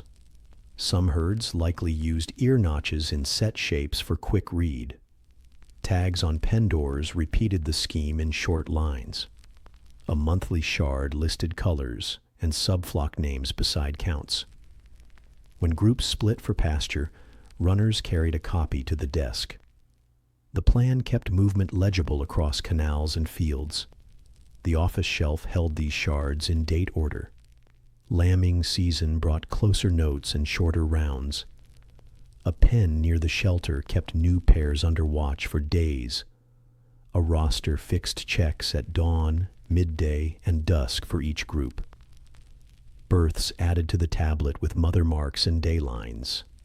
Losses, brief and non-graphic, entered as a clear minus with witnesses. If a lamb needed help, a note sent extra feed to the stall. After a week, pairs joined the larger group in the yard. The bell notes stayed soft across the morning. Shearing days arrived in early heat with measured tools and steps. Bronze shears clicked in even strokes along the flank and back. Fleece came off in sheets and folded on clean mats. Bundles weighed on a beam in mina steps. The mina was about 1/2 kilogram. A clerk wrote bundle counts and weights against the shepherd's line. Coarser wool stood apart from fine locks for weaving grades. The smell was warm wool and lamp oil, not smoke. Voices stayed low. Motions stayed steady. Cleanup and grading followed at the bench in the pen office.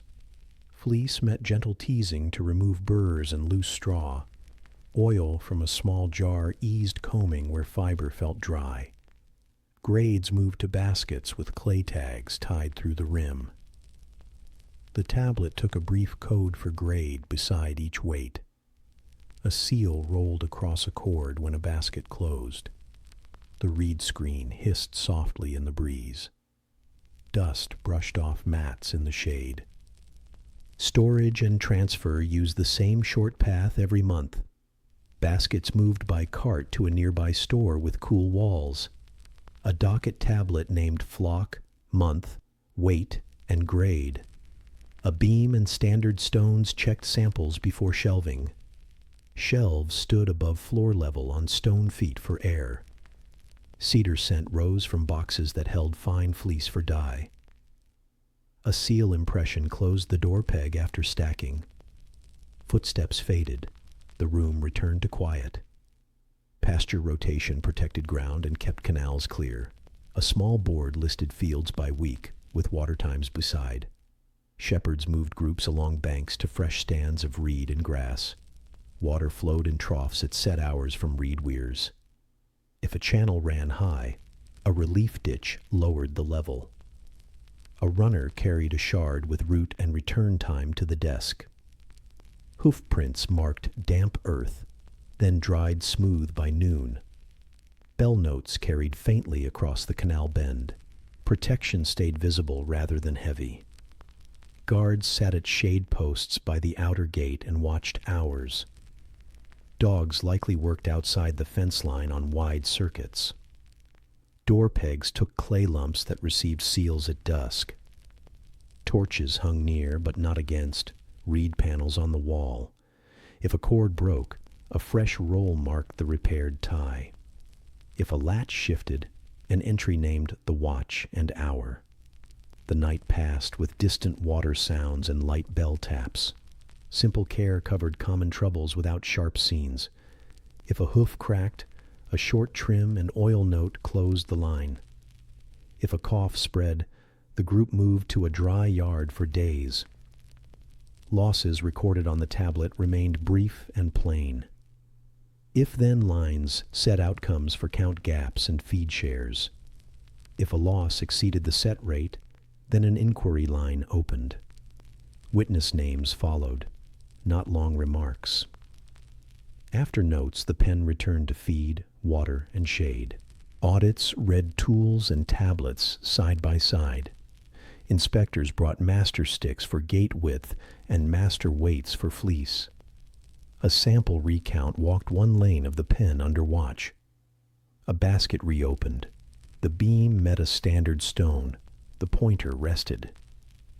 Edge dockets faced out on the shelf for quick pulls. If figures matched, a wax sign closed the visit. Sandals scraped lightly. Dust rose and fell again. The scribe wiped the beam edge with a cloth. Routes linked herds to the city through simple signals. Clay letters traveled in baked envelopes to the store court and loom rooms. Envelopes cracked with a dry sound before the docket was read. Waypoint shards named carts, drivers, and turn times at bridges. Replies confirmed weights and grades with day and seal rolls. If a load returned, the tag showed reason in one word. The cycle stayed short because words matched tools. Air in the office felt cool and still. Seasonal work set the tempo, but not the method. In spring, lists grew long with births and pasture shifts. In early summer, shearing filled the board and the baskets. In late summer, rotation protected ground and saved canals from silt. In winter, pens gained reed mats and thicker straw in shelters. The tablet kept the same fields across all seasons. The bell notes changed with numbers, not with rules. The plan remained steady under different skies. Rolls and crews stayed clear and modest. A chief herdsman set routes, water times, and pen repairs. A tally scribe kept tablets, shards, and seal rolls in order. 2 lane hands guided counts at dawn and dusk. 2 shearers worked in warm months with clean mats and oil. Water carriers moved at posted hours from the spur. A gate guard watched seals, keys, and the lamp. The yard held the even sound of steps and the hum of insects. Feed and fodder came by list from store courts near the wall. Bran and chaff returned from mills in measured sacks. Reed hay tied in bundles stacked near the shelter posts. A shard named amounts, sources, and return of empty sacks. The beam checked sample sacks by Mina before stacking high. A seal closed the stack cord with one slow roll. The smell mixed reed, straw, and clean dust. The pen floor showed broom fans under low light. Repair kept pens sound through flood and heat. Reed panels were rewoven where wind had frayed the cord. Mud brick joints received fresh mud before cracks widened. Gate hinges rubbed with oil to prevent sudden snaps. Trough stones reset after shifts from hooves at the bend. The inlet weir lifted and lowered until the flow ran smooth. A shard recorded the day's repair and tools issued. Evening air cooled along the wall by the office. End-of-month copying kept long records legible and close. The scribe gathered shards into piles by week and topic. Births and losses moved to a single tablet with clean columns. Wool weights summed by grade into a second, larger piece. Edge dockets named month, district, and flock in brief lines. A seal rolled across each finished tablet before shelving higher. Old shards stayed as proof and teaching sets for new hands. The office smelled of damp clay and lamp oil. If-then clauses kept disputes short and outcomes plain. If a count at dusk missed by one, then the dawn line set it right. If a fleece bundle weighed light, then the next bundle filled the gap. If pasture time overran, then the next field gained an hour. If a seal broke, then the watch log added names and time. These clauses lived on a copy near the beam. Routine solved most matters before a bench heard them. The bell notes continued without change. Some animals left the lists for markets or rites. Temple orders named age, sex, and condition on a small tablet. The lane cleared. A cart waited at the outer gate in shade. A seal rolled on the cord. A shard rode with the driver. Waypoints marked turns with brief signs at bridges and quays. A reply shard returned with day and receipt roll. The pen resumed water and feed after the cart moved on. The morning air carried a faint canal hush. By steady paths, annual tablets tracked the life of the herds. Births, losses, and wool yield lined up in round numbers. Pens stayed clean, shaded, and close to water and tools. Small bells gave light notes as groups shifted through lanes. A beam clicked softly over fleece bundles, then rested level. The scribe's stylus tapped under shade in the office niche. Dust rose in thin veils and settled along the fence again. The herd room and the ledger shelf kept the same quiet pace. In the old Babylonian era, about 1900 to 1600 BCE, movement followed planned paths. Canals met road causeways at gates, then turned toward quays and courts. Loads traveled by barge on water and by cart on packed earth. Short tablets listed distances and turns between small check stations. These posts kept timing clear and kept crews on known lines. Gate desks read the tablets before cords took a seal roll. Rope fibers creaked. Oars dipped with a soft splash at dawn. Canal barges were shallow craft that drew little water under load. Planks met frames with pegs and bitumen along the seams. Ropes looped through rings set in the gunnels and bow. Poles pushed against the bed in slow, even strokes near quays. Oars worked open reaches when depth allowed a clean pull. A tow path ran along some banks for teams on slow turns. The hull moved with calm steadiness under measured strokes. Water lapped softly against baked brick steps. Road carts handled short hauls and dry stretches between spurs. Solid wheels on wooden axles turned with a low, regular rumble. Oxen or donkeys drew the frame with collars and padded yokes. Rope lashings held boards and rails against jolts on hard ground. A small tool bag hung from the rail for axle grease and pins. Drivers kept pace with posted distances and water stops. Hoof taps counted the route where brick paving met packed clay.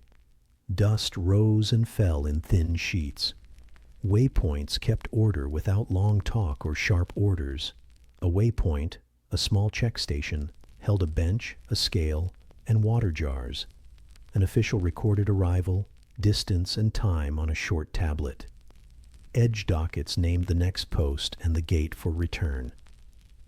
Fees and ferry notes fit in one clear line when needed. A seal rolled across cord or envelope before the team moved on. The room stayed cool. A reed screen hissed with the breeze.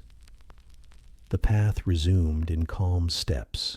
Loading at a quay followed a steady, repeatable sequence.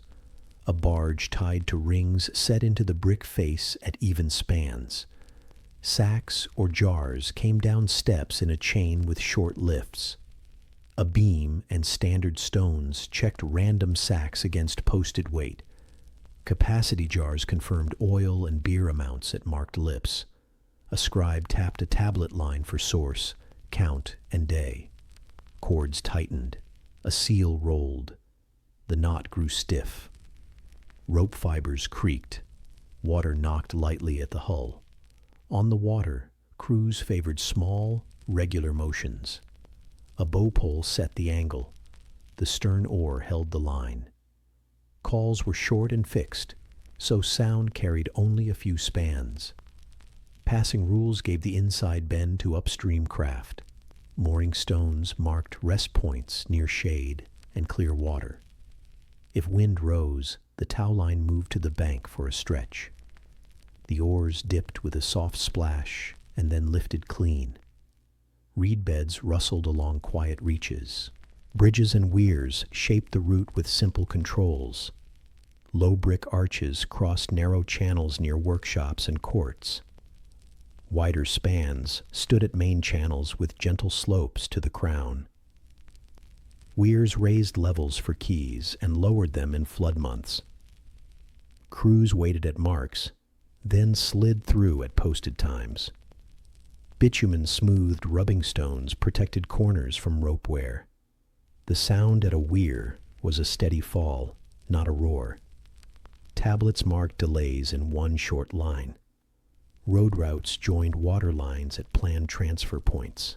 Causeways stood above wet ground with tamped fill and stone caps. Fords used paved beds and short guide walls to hold carts steady.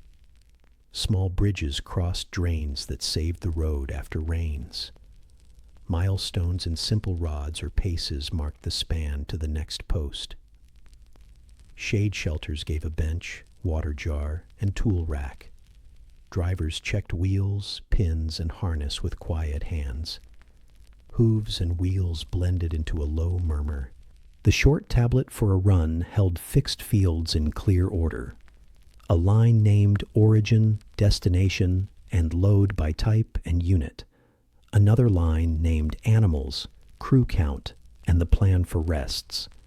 Distances appeared in round steps that matched posted markers. Time marks used early, middle, and dusk rather than strict hours. A fee line noted ferries or bridges where coins or grain paid.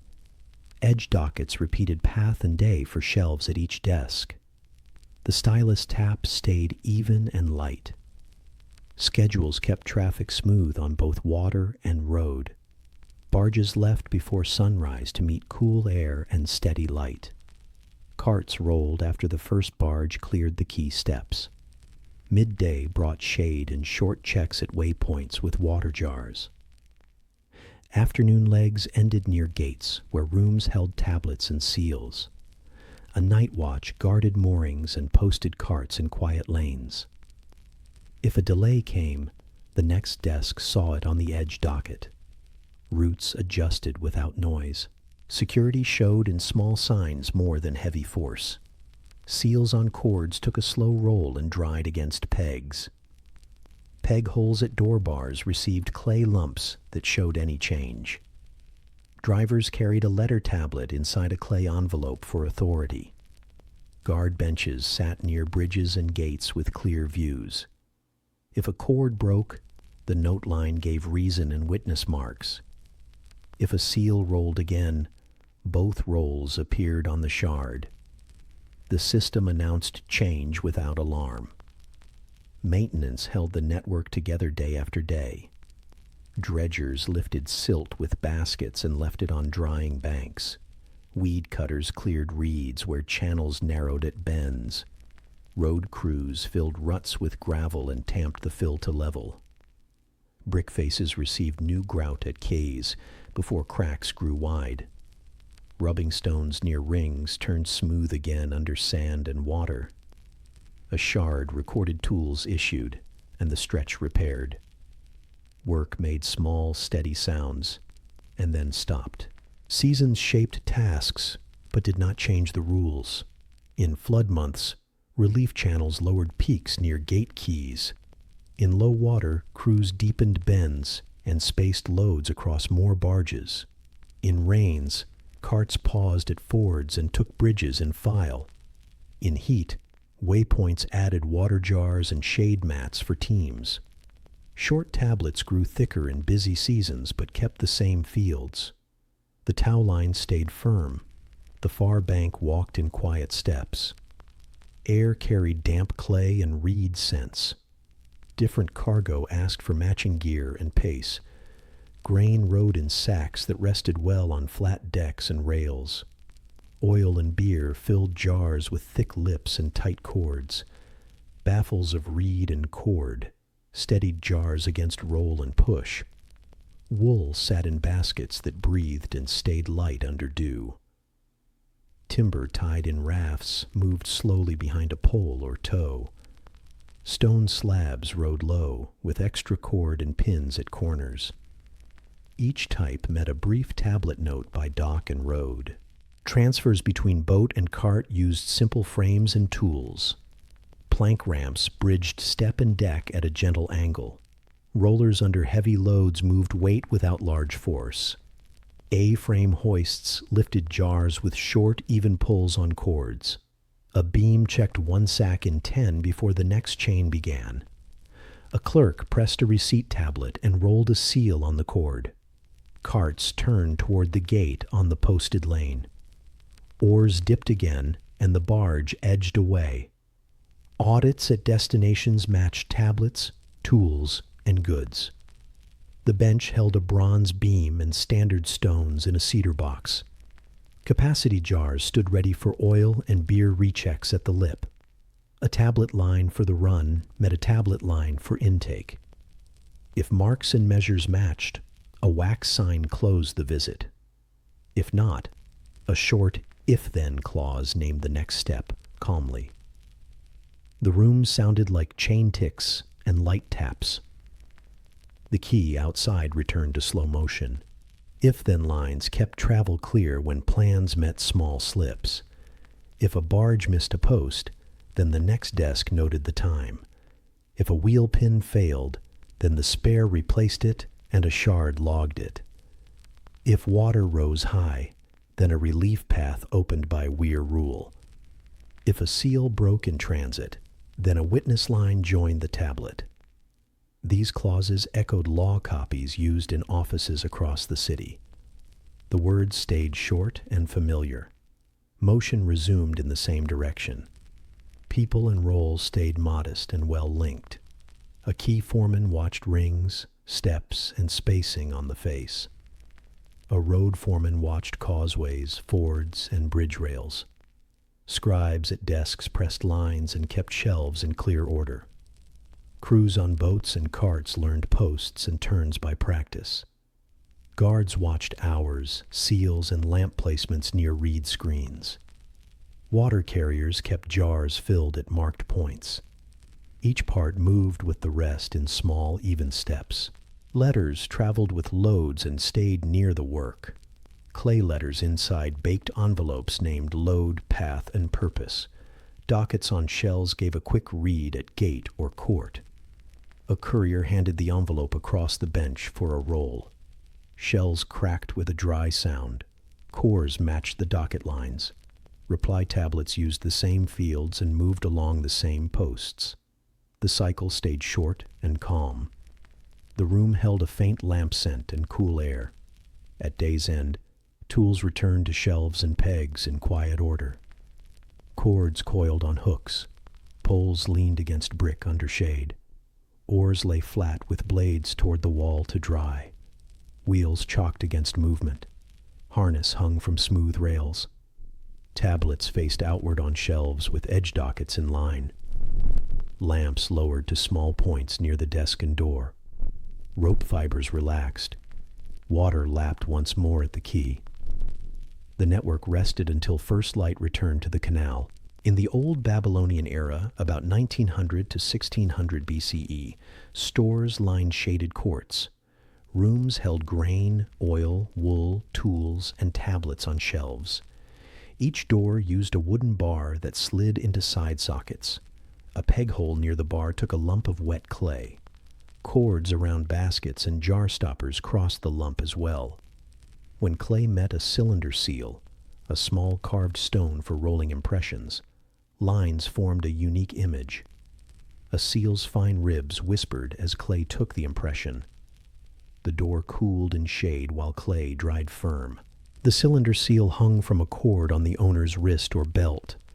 Its stone showed tiny lines cut into a smooth surface. When rolled across wet clay, it produced a long, repeating scene. The scene served like a signature in this time and place. Some stones showed animals or a figure at a table. Others held short signs for names or duties. Owners cleaned the stone in a shallow bowl and dried it on cloth. The cord passed through drilled holes and tied with a plain knot. The tool was small, quiet, and precise. Sealing began with simple steps before dusk. A keeper checked the last entries on a day tablet. A scribe confirmed counts and closed the tablet with a short line. Cords crossed jar mouths and basket handles in a neat loop. Clay lumps pressed over the knot and lay smooth under the thumb. The keeper rolled the seal once, slowly, from edge to edge. At the door, a fresh lump covered the bar peg and received a second roll. The room settled as lamps lowered. The clay turned from damp to firm in cool air. Morning opening used a set routine with 3 rolls present. The guard noted the hour on a shard. The scribe lifted the shelf tablet and read the edge docket. The keeper inspected each lump for breaks, smears, or new clay. If all matched, the keeper cracked the lump with a light twist. The dry sound was small and clear. The bar slid, the door opened, and air moved across cool walls. Inside, jars and baskets waited under simple tags. Seals lay in a small dish, ready for later reuse as scrap. Some doors also held a wooden pin lock with a tooth key. Scholars suggest these locks used sliding pins and a large wooden key. The key raised the pins so the bar could move from its seat. The key hung in an office niche under a clay cap and seal. When issued, a shard recorded the hour, the user, and the room. On return, a second line closed the entry with a witness. Pins wore smooth under oil. Keys showed broad teeth. The sound at the lock was a low click, not a clatter. Baskets and jars carried their own small safeguards. A cord looped through a handle or around a thick lip. A clay tag, called a bulla, a clay envelope for cords or notes, rested over the knot. The tag showed a docket with short signs for content and day. A roll of the owner's seal crossed the face from left to right. Jars with stoppers used a rope bridle under the clay. When opened, the clay cracked with a dry snap and fell to a tray. The tag shard stayed as proof beside the tablet line. Registers helped desks recognize seals without delay. A register tablet held sample rolls from each seal holder. Rolls impressed in neat rows showed image, name, and duty. The tablet lived in a cedar box near the bench. During audits, an inspector matched a fresh roll to the register. Differences stood out because lines and spacing never fully repeated. If rolls agreed, a wax dot marked the check on a shard. The box closed with a dull knock, calm and final. The bench returned to quiet work. If-then clauses guided any break or smear with brief steps. If a seal broke overnight, then the room stayed shut and witnesses gathered. If clay smeared before drying, then a new lump took a fresh roll. If a tag fell from a cord, then contents met a quick count. If counts matched the last tablet, then a new tag closed the cord. These lines lived on copy tablets near the door. The words were short, familiar, and calm. Work resumed at the bench without raised voices. Opening and distribution stayed visible and simple. The scribe read the entry. The keeper lifted the bar. The guard watched. Jars moved to a low table for measures by Ban and Sila. Baskets slid to a beam for a sample weight in Mina steps. Each issue received a receipt tablet with a brief docket. Cords retied. Fresh clay covered knots and pegs. The seal rolled once. The seal's fine ribs whispered again across smooth clay. The door closed, and cool air rested in the room. Double sealing protected higher value stores like silver or fine cloth. Two officials rolled their seals across the same lump at the bar. Both needed to break the clay before the bar could move. A second clay tag crossed the basket cord with both rolls.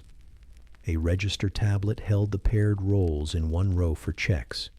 When audits came, both officials stood at the door with the inspector. Rolls, counts, and weights met the same tools and lines. The space remained calm, with small sounds only. Seals also guarded documents before reading. A letter tablet sat inside a clay shell with a brief docket on the outside. A roll crossed the shell to show sender and authority. At the desk, the guard noted the hour, and the scribe checked the roll.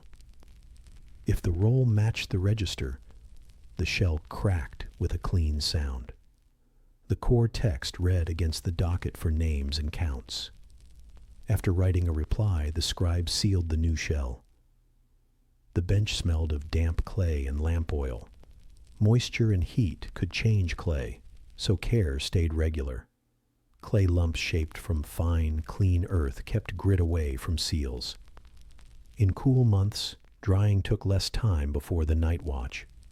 In heat, a reed screen shaded the doorway to slow the set. If rain threatened, doors received an extra awning of mats. A small jar of water stood by for smoothing new lumps. The keeper avoided thick clay. Thin lumps showed tamper far better. The seal rolled true when the surface stayed flat and even. Tools for sealing sat in a known order at the office niche. A cedar box held the seal when not in use. A small bowl held water for cleaning the stone and hands. A cloth dried the seal face before the next roll. A blade trimmed ragged edges on fresh lumps. A dish held broken clay from past days for later reuse. The register tablet rested on a ledge at eye level. Lamps burned low to keep heat away from fresh tags. Everything lay close, clean, and quiet. Records tied sealing to counts without extra words. A day tablet listed open, issue, and close with brief notes. The edge docket named the room, the keeper, and the day sign. When the door sealed, the scribe pressed a short line for the time. During audits, 3 days of tablets rose from the shelf for reading. If lines matched goods and seals, a wax dot closed the visit. Sandals whispered across packed clay. Air moved behind reed screens. The beam and jars waited for the next hour. Loss or damage to a seal followed a calm, clear path. If a seal chipped, the keeper wrote a line on a shard and set the stone aside. A temporary clay stamp showed the owner's name in simple signs. The stamp stood in a cedar frame for rolling across lumps. A courier carried a notice to nearby desks with a short copy roll. When a new seal arrived, the register gained its sample lines. The old chipped stone stayed sealed in a bag with a roll on the tie. The cord grew still. The matter closed. Keys and bars met their own small rules and notes. The wooden key and spare rested under a clay cap on hooks. The cap showed a roll from the room's keeper across its face. When borrowed, a shard named user, hour, and purpose in one line. The bar sockets brushed clean, so splinters did not catch the key. Oil kept the slide quiet and smooth in hot, dry months. At dusk, the cap returned with a fresh clay lump. The guard watched the roll, then noted the hour again. Repairs remained small and ahead of need. A crack in a doorpost met new clay and a smoothed face. Peg holes that widened received a sleeve of hard wood. Loose hinges or cords took oil or a new knot. Rings at keys and store faces rubbed smooth with sand and water. If a lump fell clean from old clay, fresh clay replaced it at once. The register never changed for such small steps. The room kept its steady smell of wood and clay. Audits brought the register, the master weights, and calm hands. An inspector rolled a test line beside yesterday's roll on a spare lump. The fine ribs matched ridge by ridge under steady light. The beam checked a basket. The pointer settled in the notch. A capacity jar met oil at the lip. No spill marked the floor. Tablets spoke in short fields without extra words. If all agreed, a wax dot marked the visit on a shard. The box closed. Air cooled under the reed screen. Staff rolls remained modest and linked by short paths. A keeper held the seal and the bar keys. A scribe held tablets and the register box. A guard held hours, watch lines, and the lamp near the door. Their steps met at opening and closing with simple phrases and signs. During the day, each stayed near a small set of tools. At night, the guard sat in shade where air moved across brick. The room stayed orderly because rolls did not overlap. Through these steps, ceiling turned rooms and baskets into clear statements. Clay showed whether a cord moved. Rolls showed who made the line. Keys moved when a shard said so. Bars slid when clay broke with witnesses. The seal's fine ribs whispered on fresh lumps before dusk. In the morning, the dry crack sounded small and certain. Inside, measures and counts began again in shade. Outside, canal water moved past brick in a steady hush. Air in the store court stayed cool and even. In the early second millennium BCE, a tall monument stood for reading. It linked to Hammurabi, who ruled about 1792 to 1750 BCE. The monument was a stele, a stone monument with carved text set upright. Its surface carried long columns of wedge signs and clean lines. The text held rules that matched daily work in fields and courts. Words followed a plain pattern. If a case happened, then a result followed. Light moved across smooth stone while rooms nearby stayed quiet. Stone felt cool as low light crossed carved lines. The material was diorite, a hard, dark stone with light crystals. It resisted wear and held sharp cuts better than soft limestone. Carvers likely used copper or bronze tools with abrasive sand. They worked in passes until surfaces turned even and flat. Traces of smoothing stayed like very fine grooves near the edges. The finish took light without glare in shaded courts. Fingers could find the cut line, but the face stayed even. A soft grit smell lingered when fresh work was done. The cylinder at the top showed a raised scene and caption. A seated figure and a standing figure faced one another in calm pose. Below, narrow columns carried the long text in careful rows. Signs ran straight, with tight spacing and regular depth. The carving did not press for drama or movement. It aimed for legibility in dim light and heat. Lines began and ended at fixed margins without drift. Silence helped the reader find each sign and join it to the next. The law text used a steady if-then form. If a person caused a loss, then a set payment followed. If a tool failed, then a repair or fee met the case. If a weight cheated, then the scale and seller met a penalty. If a cargo broke in transit, then the carrier paid a portion. Each case sat in plain words and left little room for guesswork. Clerks learned the clauses and kept short copies near benches. The pattern fit easily with lists, seals, and measures. Placement likely stood near a temple court or city gate. Scholars suggest it was set where readers and clerks could gather. The area remained shaded by walls and screens against strong sun. A low platform lifted the stele above dust and feet. Lamps at dusk gave soft light along the face. A guard watched the hours, while scribes traced lines on clay. The space mixed faint lamp smoke with cool stone scent. People came and went with quiet steps. Scribes trained to copy parts of the text for daily use. The reed stylus pressed wedges into wet clay tablets. A copy tablet recorded key clauses for measures, wages, and debt. Schoolrooms kept sign lists and short law sets for drills. Students learned to write the if line and the then line. They kept the wedge angle even and kept spacing narrow. Finished drills dried on boards near a door. A faint stylus tap repeated under the shade. Carver's work turned the hard text into a lasting tool. Before carving signs, they spread level marks across the face. They set margins with cords and chalk to guide straight columns. Wedges began shallow, then deepened through the pass. When a mistake happened, a smoothing pass reset a few signs. The team kept the surface clean with cloth and water. Copper edges met sand to cut harder stone where needed. The shop stayed cool and dim during midday heat. A rasp whispered sometimes near the base. The prologue and epilogue framed the clause list with formal lines. They named peace, building, and a steady order for the land.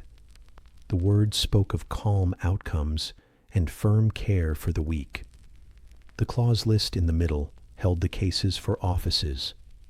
Prologue, clauses, and epilogue created one reference set. Scribes did not need the whole text each hour.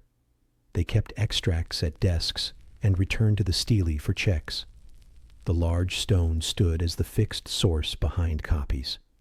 Clauses tied directly to tools in nearby rooms. If a merchant used false weights, then a penalty followed. Scales, stones, and capacity jars made the check simple. If a builder cut corners, then he repaired at his cost. Beams and bricks at the court showed how to inspect. If a broker miscounted goods, then he paid the shortfall. Tablets near the bench recorded both sides in short lines. Law, tool, and tablet met in one calm place. Transport rules also matched the network of boats and carts. If a carrier broke a sealed jar, then he paid part of its value. Seals and shards kept track of jars from key to shelf. If a boat sank a load by careless handling, then a fee followed. Waypoint tablets named times, crews, and distances in short fields. If a barge missed a post, then the next desk noted delay. The canal stayed quiet while the docket kept motion clear. The rules fit the routes already in use. Fields and water systems met clauses for irrigation and loss. If a canal bank failed and flooded a field, then repair followed. Ditch crews moved by list to shore up weak places. If a field lay dry by neglect, then a fee balanced the loss. Inspectors used sticks and simple measures to check claims. Tablets showed labor lists and measures by week. The law's if-then lines joined those lists without strain. Work returned to even pace after the check. Debt and interest used barley and silver in standard steps. If a borrower failed to pay, then pledged property met the claim. Pledges sat in sealed rooms with tags on cords and bars. If interest exceeded set limits, then excess fell away. Measures marked fair rates in round numbers for ease. If a loan document lacked witnesses, then the claim failed. Witness tablets lay near the bench for quick rolls. The office remained quiet as these lines settled points. Wages and hire appeared in the clauses as simple schedules. If a worker finished a set task, then pay moved in round steps. Loaves and beer rations supported crews through steady days. If an ox and cart were hired, then a rate applied per span. The road desk kept a board with distances and fees. If a craft worker broke a tool, then repair or payment followed. The rule matched the weight and grade of the item. Each rate read like a clean row in a ledger. Evidence and writing stood at the center of application. If there were no witnesses, then an oath before a court completed proof. Oaths took place in calm rooms with steady voices. If a tablet carried a seal, then the content stood as agreed. Cylinder seals rolled across clay until fine ribs filled the face. If a clerk wrote false lines, then the court adjusted the account. Registers, copies, and audits kept records near the goods. The process minimized speech and maximized traceable marks. The stele also served as a teaching object for new scribes. Teachers selected a clause and wrote it on a model tablet. Students copied the signs until wedge depth and spacing matched. They practiced the if wedge cluster and the then wedge cluster. Conversions in the margin linked weight and volume units. The exercise trained hands for both reading and office use. Finished pieces received a small seal roll for the school. Reed mats rustled as students changed places. Stone demanded care to endure dust, hands, and seasons. A cloth wiped the face to remove grit that could scratch. Perhaps officials rubbed a thin oil on the raised scene above. Workers brushed the base and kept the platform free of silt. In heavy rains, a mat awning shielded the top edge. In heat, screens limited direct sun so lines stayed sharp.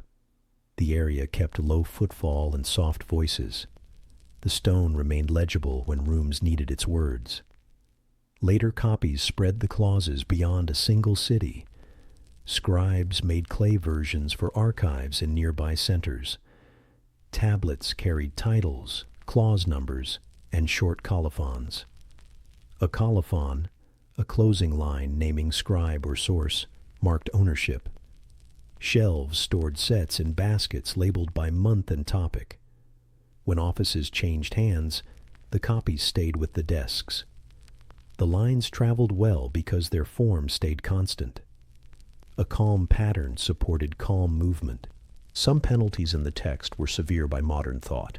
Here, they appear only as simple mentions in brief lines. The goal in these rooms was order, not display. When intense matters rose, clerks kept words short and plain. They returned at once to measures, seals, and receipts. Harsh details did not fill the tablets used each day. Work moved back to low sounds and regular pace. The stone stood nearby, silent and steady. Nearby spaces showed how the law touched many tools. The scale beam clicked and settled in the notch. Capacity jars poured to their lips and then stopped. Seals rolled once across new clay and then dried. Tablets dried against cool walls and took their place on shelves. Doors closed. Pegs took clay. Lamps lowered in the court. The stele's clauses matched each motion with a clear outcome. The fit reduced dispute and shortened speech. Clerks could point to a line and apply it without delay. A case number met a paragraph that matched the tool at hand. The list form let a scribe copy only what the bench required. No flourish filled the margin. No long comment pressed in. The line ended, and the next task began. Copies lived in offices where the action took place. The large stone remained the common source a short walk away. The scene held quiet balance between text and tool. In low light, the stele's cut stayed sharp against the dark field.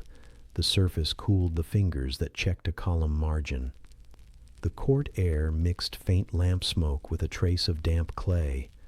Footsteps brushed dust across packed earth in slow arcs. A stylus tapped on a tablet near a shaded doorway. A seal rolled once, and fine ribs whispered against wet clay. The river's hush carried beyond the wall and under the gate. The stone lines waited, even and clear, for the next calm reading. In the old Babylonian era, about 1900 to 1600 BCE, courts met near gates. A shaded chamber opened onto a lane with steady foot traffic.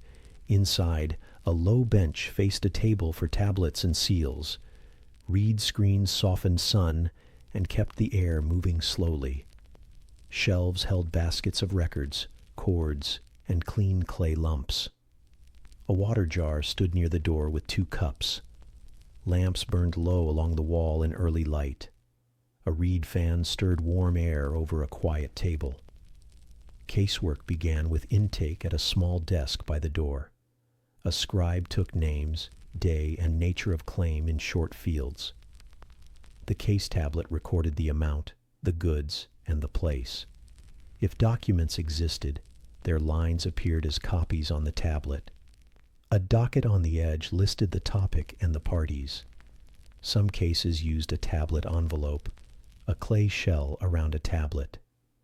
The shell carried a brief title and a seal roll. The stylus tap sounded soft and regular under shade. Deposits and sureties anchored many matters before hearing. A deposit was silver, barley, or cloth placed to secure a claim. A surety, a person who guaranteed a debt, stood for one side. The beam checked silver weight with shekel and mina stones. Capacity jars checked barley in round sila, or band steps. A receipt tablet named deposit, day, and the holding room. Cords crossed a peg, clay covered the knot, a seal rolled once. The scale clicked and then rested in balance. Summons followed a steady form that matched posted distances. A short tablet named the day, the hour range, and the bench. A messenger carried it along canals and lanes to the gate. Waypoint posts added a quick mark for time and path. If a person missed the hour, then a return date appeared. If a second miss came, then a small fee joined the line. The edge docket showed the case number for both desks. The messenger's sandals left faint prints across packed clay. The bench assembled at calm, regular times in the morning. Elders sat on stools with backs to the wall for shade. A clerk kept tablets stacked by order of arrival. A guard watched seals, door pegs, and simple order at the gate. Witnesses waited on reed mats near a water jar. The scribe laid a clean board across the table for writing. Lamps stayed low. Light came mainly through the screen. A reed fan moved air with a small, steady hiss. Evidence reached the table in quiet, measurable forms. A contract tablet showed names, goods, and witnesses with rolled seals. A jar cord and tag shard matched a delivery recorded last month. A beam checked a disputed weight against a master stone. A capacity jar confirmed a volume at the lip without spill. A letter tablet inside a shell matched its docket roll. If marks and measures agreed, then lines grew short. The scribe wrote brief notes beside the case line. The fan kept air even over cool clay. When facts remained unclear, witness lines came forward in order. Witness tablets from past deals lay near the bench on a shelf. The scribe read names and days in a slow, even voice. 2 or 3 people stood and gave simple statements. If memory failed, then an oath offered a set path. The oath occurred in a quiet corner near a shallow lamp. Footsteps faded, and murmurs fell away to stillness. The oath, a formal promise before a deity, used fixed words and signs. The scribe held a small tablet and pressed the key lines. The guard noted the hour and the case number on a shard. Oil smoked faintly from the nearby lamp in the corner. If the oath was sworn, then the case moved to decision. If the oath was refused, then a clause named the outcome. The path stayed short and known from copy tablets. The room remained cool and controlled. Judgment drew directly from the if-then pattern on the stele. The scribe wrote the clause number and the chosen outcome, a short paragraph named who would pay, return, or repair. Amounts followed in round steps by weight, volume, or time. A due day line fixed when action should be complete. Elders rolled their seals across a fresh lump on the tablet's edge. The seal's fine ribs whispered as clay took the impression. The board stayed steady while signs cooled and dried. Copies and storage kept the result clear after people left. A fair copy moved onto a second tablet for the shelf. The case tablet slipped into a clay envelope for safe handling. A docket repeated parties, clause, and due day in short words. The envelope took a seal roll and then joined a basket. Baskets stood by month on shelves above the cool floor. Older cases shifted into cedar boxes for longer rest. The air smelled of clay, wood, and faint lamp smoke. Payment and performance used the same tools as intake. If silver was due, then the beam checked the weight at once. If barley was due, then capacity jars poured to the marked lip. If repair was due, then an inspector checked work with a rule. A receipt tablet carried the finished line and a witness roll. If the due day passed, then the surety received a note. If a second day passed, then a fee joined the account. The process used small, even steps. Some matters asked for recheck without becoming large disputes. If new writing appeared, then the bench reread the case tablet. If a witness returned from travel, then his tablet joined the shelf. The scribe added a short addendum to the envelope docket.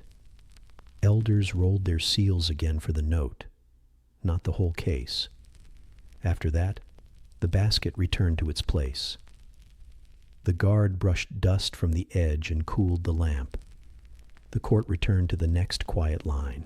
Space and tools helped keep feelings low and words short.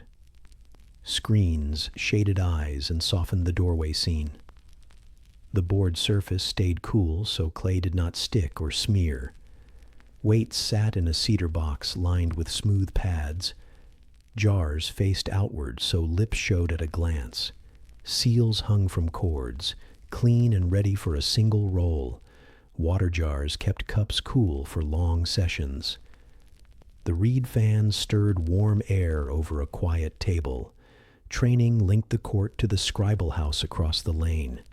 Students copied case forms with names and amounts in set order.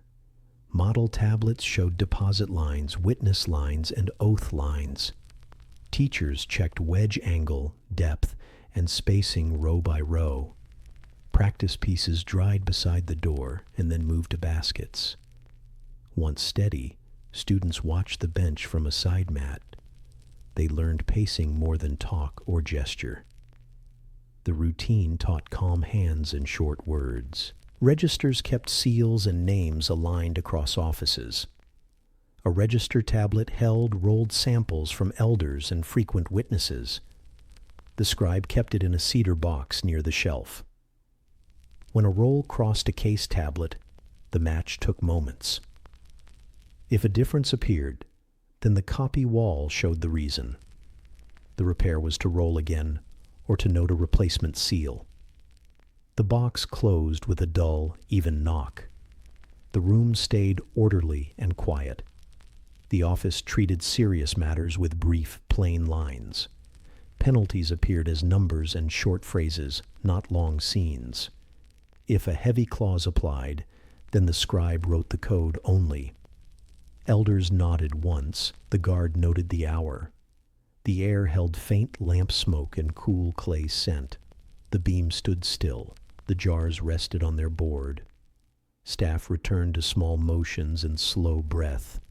The work favored tools and marks over speech. Connections to other rooms stayed short and firm.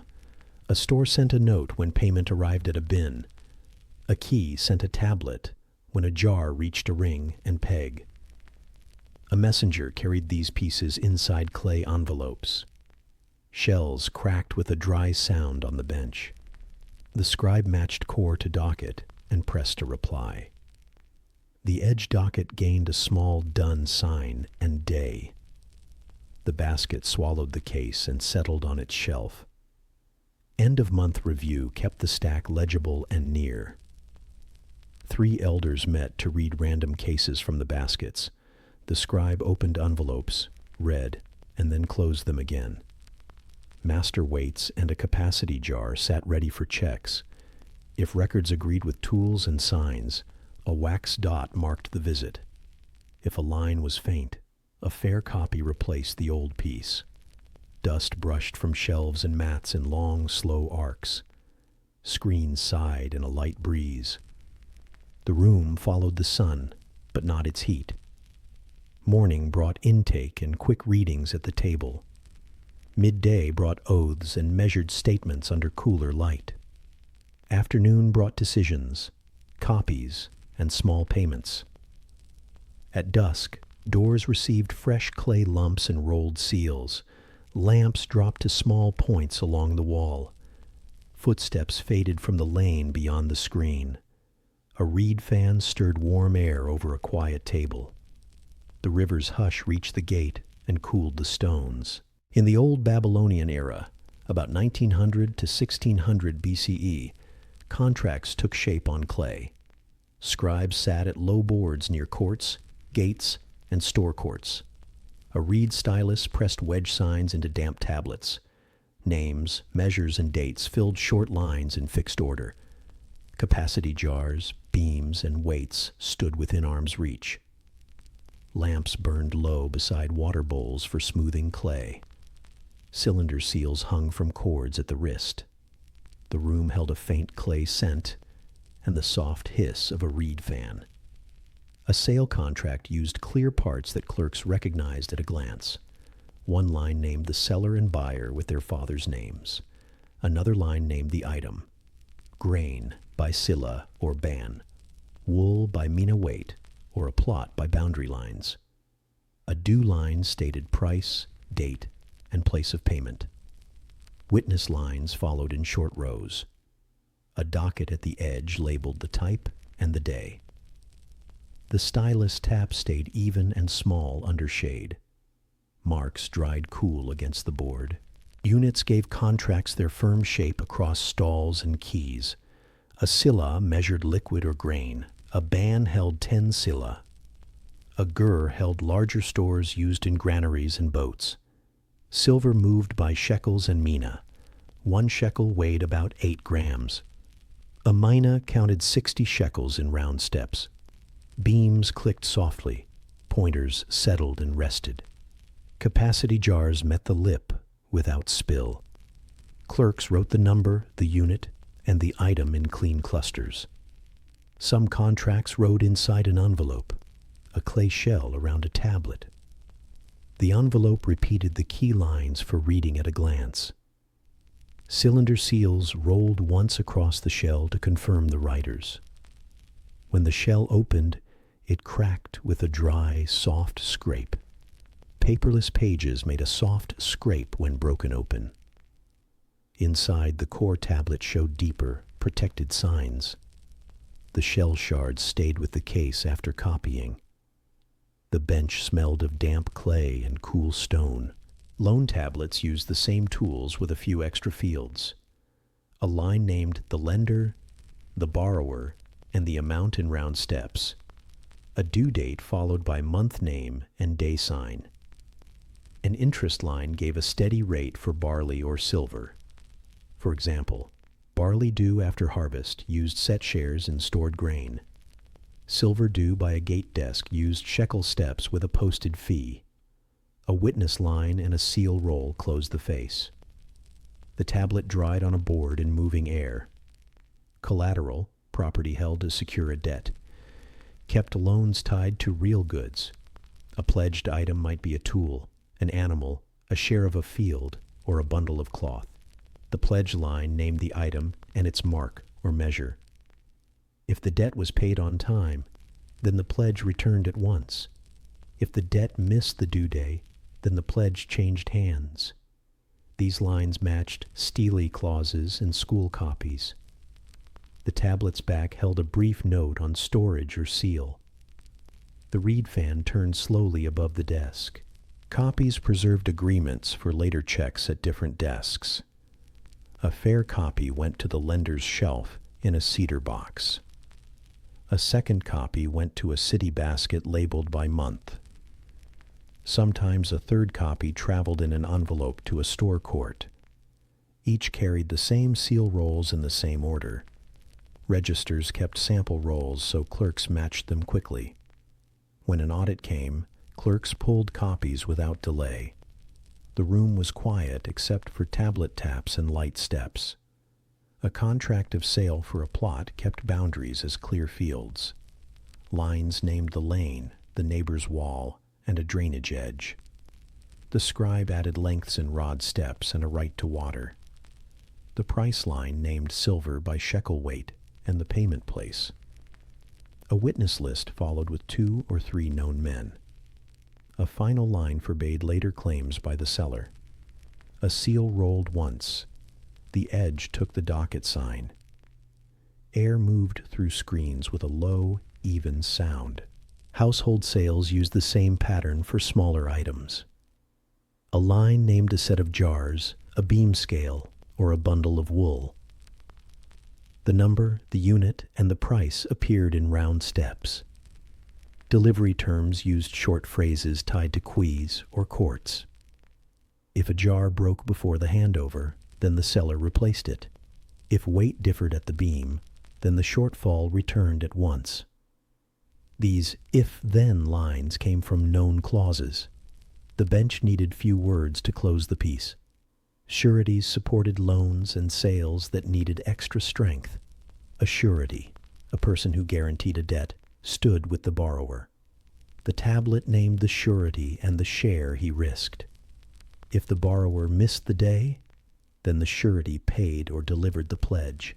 If the borrower paid on time, then the surety's line ended. Clerks kept a register of frequent sureties and their seals. This reduced talk at the bench and quickened checks. The fan whisked warm air across the cool board. Delivery receipts brought tablets back to the desk in steady cycles.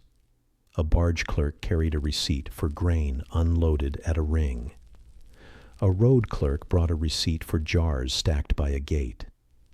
The scribe matched the receipt to the contract docket. If amounts and marks agreed, then a brief done sign closed the line. If not, the beam or jar lip checked the difference. The shell cracked softly. The core matched the edge. Water sounded faintly beyond the screen. When debts were paid, cancellation used small, careful motions. The scribe drew a cancellation wedge across the face and edge.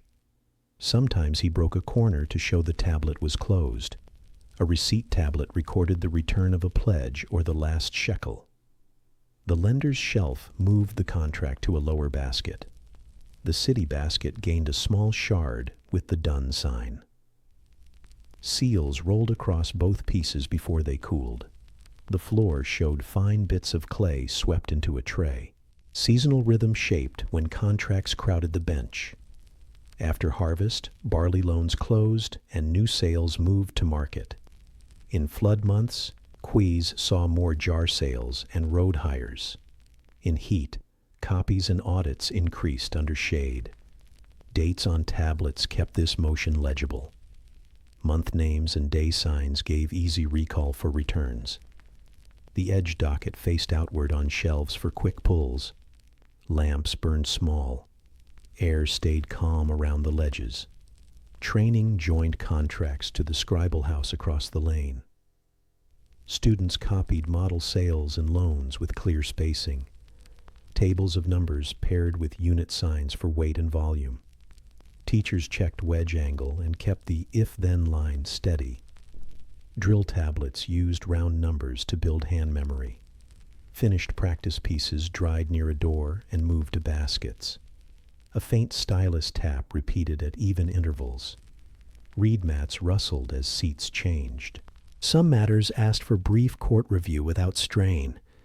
If a borrower asked to move a due date, then a small addendum tablet recorded the change. If a pledge tool wore out in use, then a repair line set the share. If a seal holder changed, then a register tablet gained his new role. Elders sat for short readings when these notes rose. The guard watched the door pegs and lamp wick. The work kept to quiet words and plain marks. Clay cooled while voices stayed low. Audits linked contracts to weights and jars on the same bench. Inspectors brought master stones in a cedar box with smooth pads. A shekel tested the beam. The pointer settled in the notch. A capacity jar met the lip. Oil held steady, without spill. Random envelopes broke with a soft scrape for core checks. Paperless pages made a soft scrape when broken open. If copies matched cores and measures, a wax dot marked the visit. The register box closed with a dull knock. Edge cases stayed brief and non-graphic in the records. If damage or loss appeared, a short line named a fee or repair. If a dispute rose, the case tablet moved to the court bench. Witness names stood in clean rows, no long remarks. Oaths appeared rarely and followed fixed words. Afterward, numbers returned to jars, beams, and dockets. The office avoided heat by screens and early hours. A reed fan stirred warm air over a quiet table. At day's end, boards cleared and tools returned to their places. Seals hung from pegs. Styluses rested in shallow bowls. Unbaked tablets moved to cool shelves away from lamps. Finished pieces faced outward with edge dockets aligned. Door pegs took fresh clay. A roll crossed each lump once. The guard noted the hour with a faint stylus tap on a shard. Air cooled along brick and reed screens. The room settled into slow breath and light shade. In the old Babylonian era, about 1900 to 1600 BCE, family law lived on clay. Scribes worked in shaded rooms near courts and store courts. Low benches held boards, seals, and a cedar box of weights. Lamps burned small to keep heat away from fresh tablets. Linen bundles shifted with a dry rustle beside the desk. These bundles held cloth, jewelry, or tools to be listed. The reed fan turned slowly over cool walls. The stylus tap stayed even as names and items filled lines.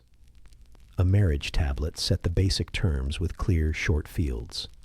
One line named the partners and their families.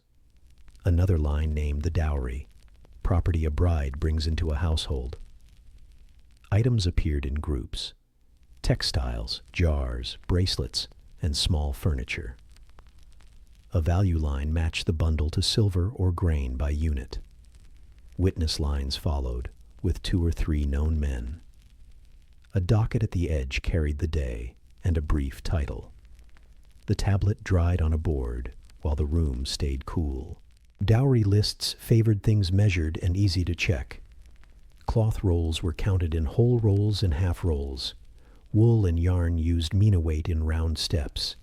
Jars took capacity marks by sela and ban at the lip. Small chests or stools took a short size line by rods. Where a piece held gems or metal, the weight appeared in shekels. The beam clicked. The pointer rested level and still. The scribe pressed the numbers and units in neat clusters. Once listed, dowry pieces received cords and clay tags. A cord looped through a chest handle or around a jar neck. Clay lay over the knot and took a cylinder seal roll. The roll served as a signature for the holder. Tags showed brief lines: owner, item group, and day. If storage lasted, an envelope tablet repeated the list. The envelope took matching rolls from both families. The seal's fine ribs whispered as clay took the impression. Some dowries included animals or a share in a field.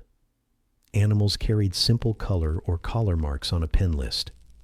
Shares in a field used boundary lines and watering rights. A value line fixed their place beside cloth and jars.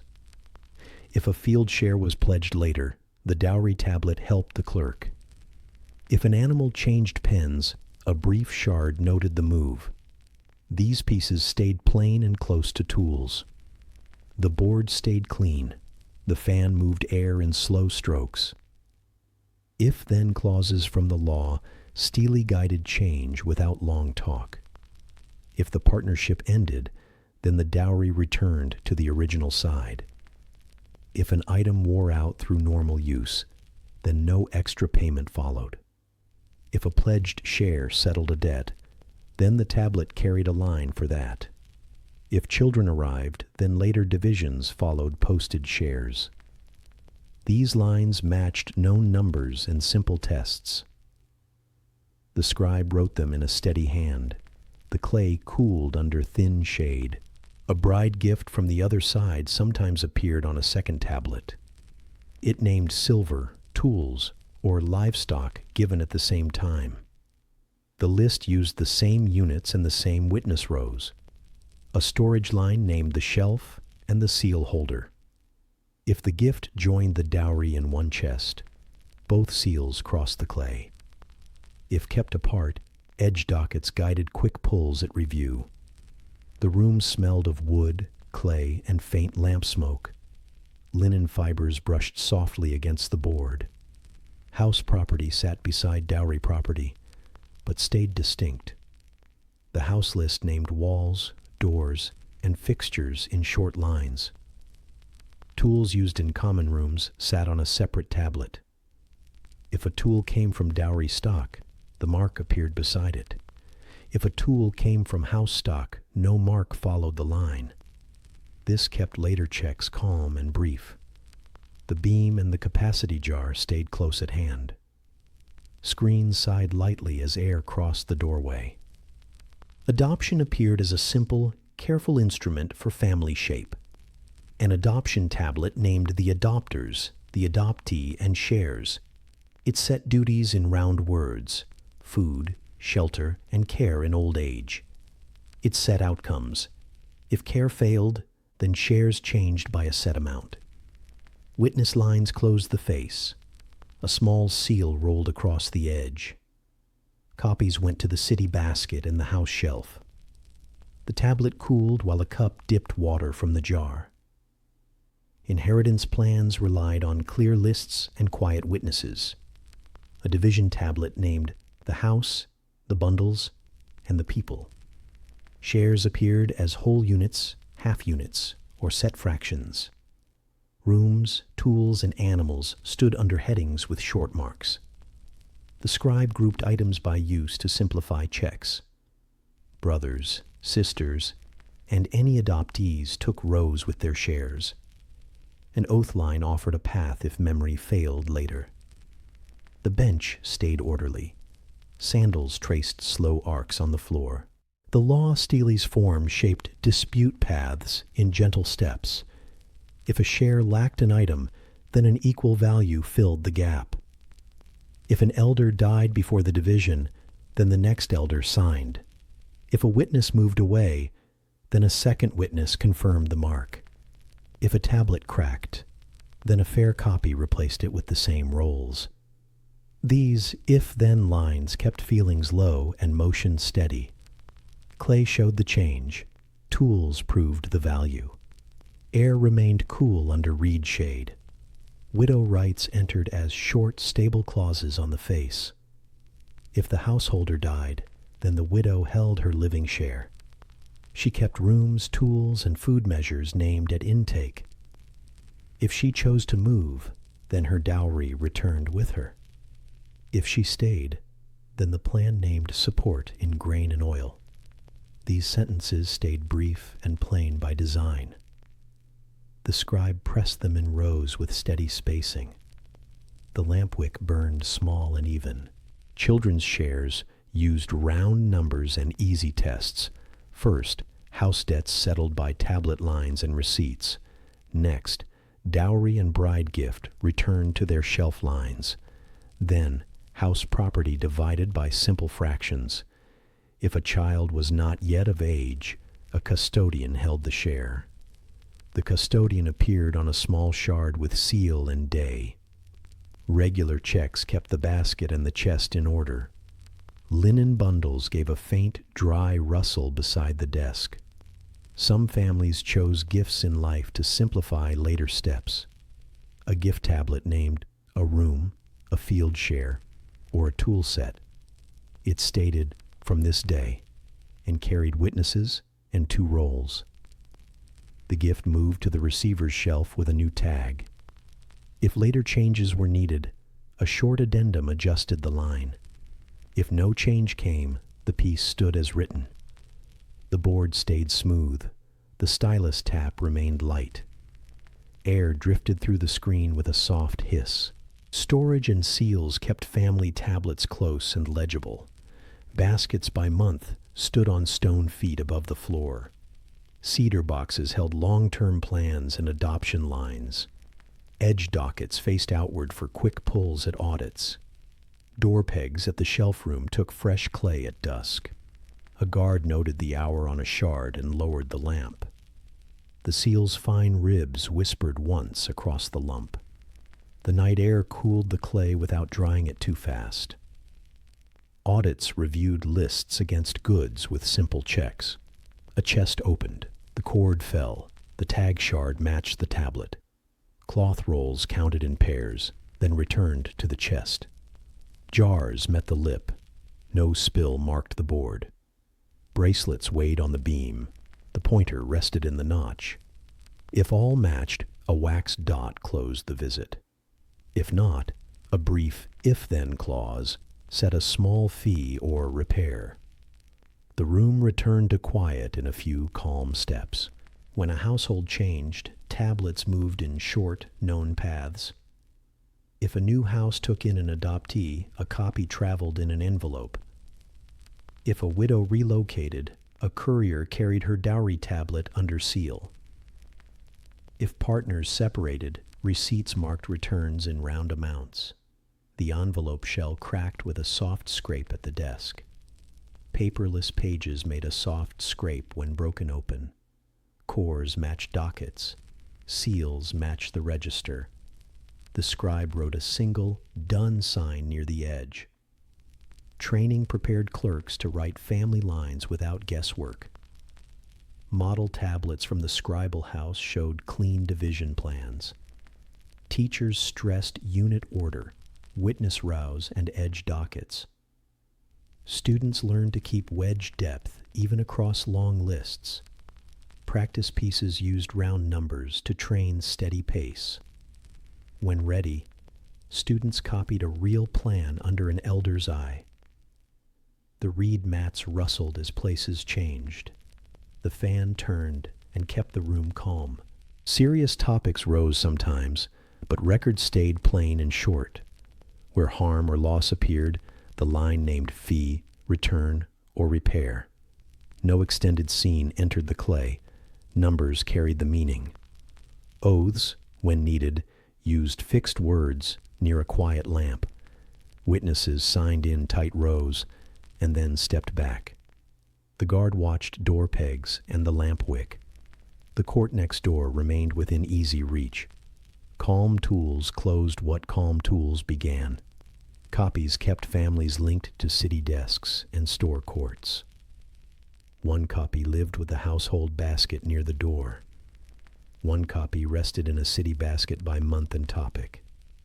A third sometimes stayed with a temple store if shares crossed rooms. Matching rolls eased reading across places. During floods or moves, copies guided carts and boats. The same if-then pattern traveled with them.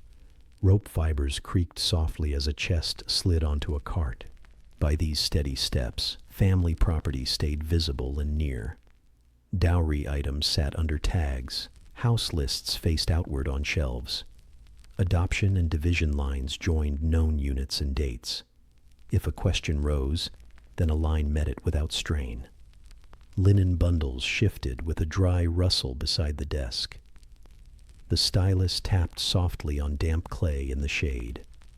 A fan moved warm air over cool walls and boards. The river hush carried beyond the gate and kept the courtyard still. In the old Babylonian era, about 1900 to 1600 BCE, water moved by plan. Main canals left the river and ran past gates and courts. From there, branch channels reached fields in straight, low lines. Smaller field channels fed basins cut with simple ridges.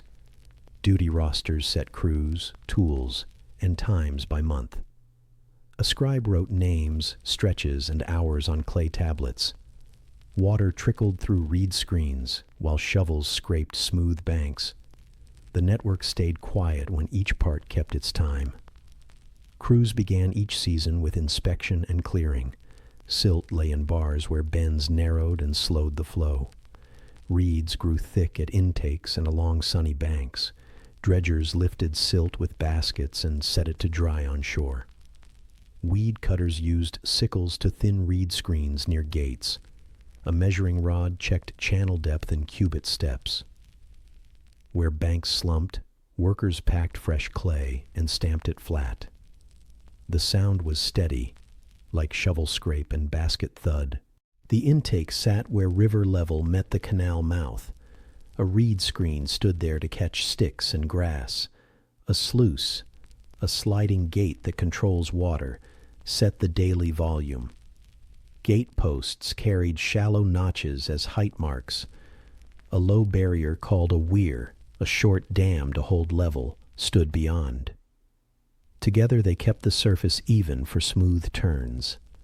The keeper watched the marks and the clock of shade. Water moved in a narrow band that fit the plan.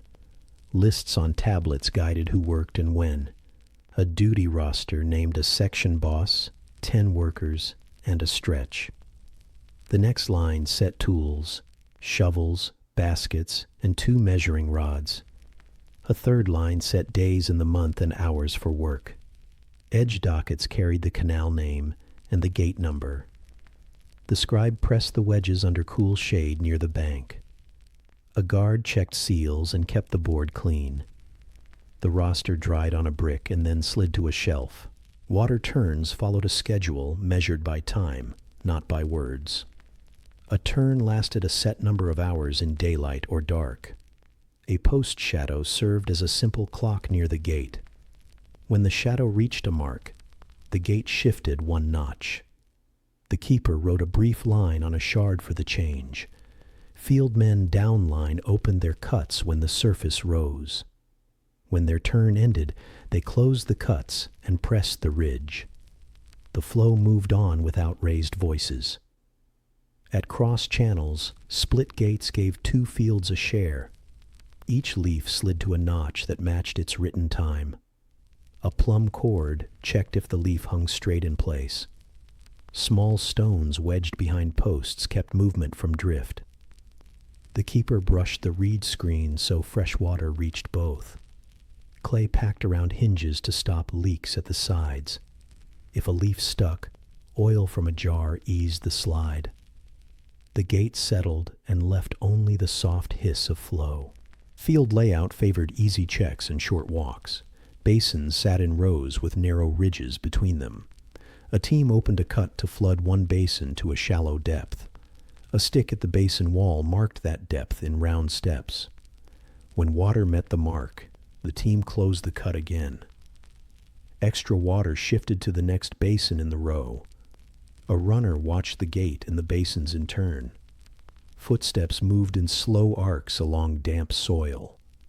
Tools stayed simple and close to hand. Wooden shovels trimmed banks. Their edges wore smooth and bright. Hoes loosened hard spots where clay had set in heat. Baskets with reed cords took silt up the slope. Measuring rods leaned on posts near the keeper's bench. A small drill and pegs sat in a pouch to fix screen ties. A jar held oil for hinges and leaf slides. The work smelled of wet clay, reed, and a thin oil note. Clay records tide water to labor and results. A shift tablet listed names, stretch, and silt piles removed. A gate tablet listed hours open, notch settings, and witness marks. A field tablet named basins, ridge repairs, and a brief yield note. The scribe pressed short lines and left wide margins for copies. When a month ended, 3 tablets moved to a cedar box. A seal rolled once across a lump on the cord. The seal's fine ribs whispered as clay took the impression. If-then lines stood ready for slips without long talk. If a bank gave way, then the nearest crew patched within the day. If a channel clogged at a screen, then workers cleared before the next turn. If a neighbor cut early, then he owed 1 extra hour at night. If neglect caused flood loss, then a fee followed in grain. These lines lived on copy tablets near bench and gate. Workers knew them by number more than by speech. The canal stayed orderly when words stayed short. Seasons shaped pace, but not the method. In spring months, river height rose and turns grew longer. In heat, levels fell and crews closed leaks with wet clay. In winds, reeds caught dust, so screens needed more brushing. In flood risk, weirs took extra watch at their side stones. Rosters grew thicker in busy times and thinner in low times. Shifts began in cool air and paused at high sun. Water trickled through screens. Frogs made light sounds at dusk. Gate rooms followed the same order as storerooms. A door bar slid into sockets and took a clay lump at night. The keeper's keys hung under a clay cap with a seal roll. The bench held a register tablet with sample rolls for checks. A shelf carried master rods for depth and width. A hook held a lamp, turned low to protect the clay. Shards for hour marks lay in a shallow dish. The room stayed cool and smelled of damp posts. Audits arrived in calm steps at month's end. An inspector brought a rod with marks in fingers and handspans. He measured gate height, leaf notch, and channel width. He weighed a basket of silt against a small beam and stone. He read the roster and the gate tablet in order. If lines matched marks and measures, a wax dot ended the visit. If not, a short addendum set a repair day or fee. Sandals scuffed softly on the bank as he moved away. Clearing and repair needed steady, safe motions. A worker cut reeds, then pulled roots with both hands. Another pressed wet clay into holes along the bankside. A third leveled the top with slow strokes of the shovel. A fourth set a row of small stones to guard the toe.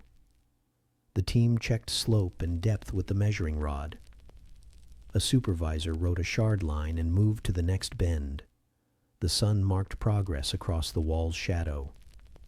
Water delivery linked fields to stores and kitchens by list. A turn sent water to barley, date palms, and fodder plots. A runner carried a shard to the granary when a field was wet. The shard's 2 signs told basin row and half row. A kitchen roster set bread and beer rations for crews.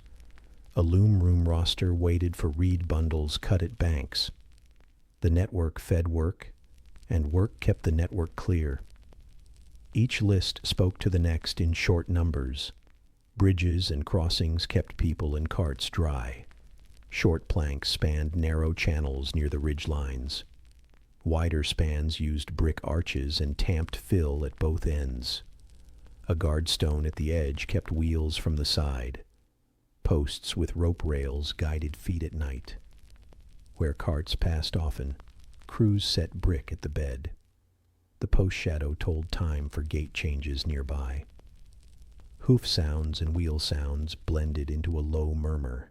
Some branches reached orchards and reed plots beyond fields. For orchards, slow flow ran longer to soak deeper roots.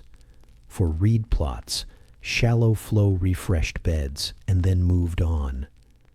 A tablet line noted the turn length and a mark on the post. A cut leaf told the next team that the run had ended. If a flow ran past the mark, then the next turn shortened. If a flow came short, then the next turn lengthened a little. Balance returned within a day. Repairs at sluices required quiet care and simple parts. A hinge pin might wear and loosen a leaf. The keeper replaced the pin and filled the hole with clay. A side leak might open where the post met the bank. Workers pressed wet clay and set a small board against it. A split in a leaf took a patchboard and 2 pegs.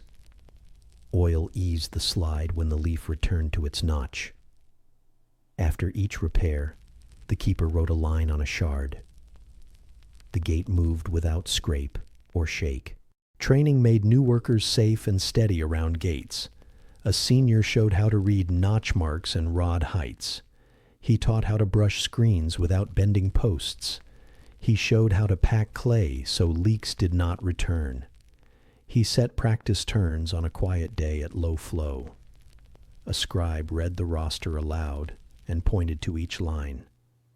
The trainee filled a shard with hours and marks.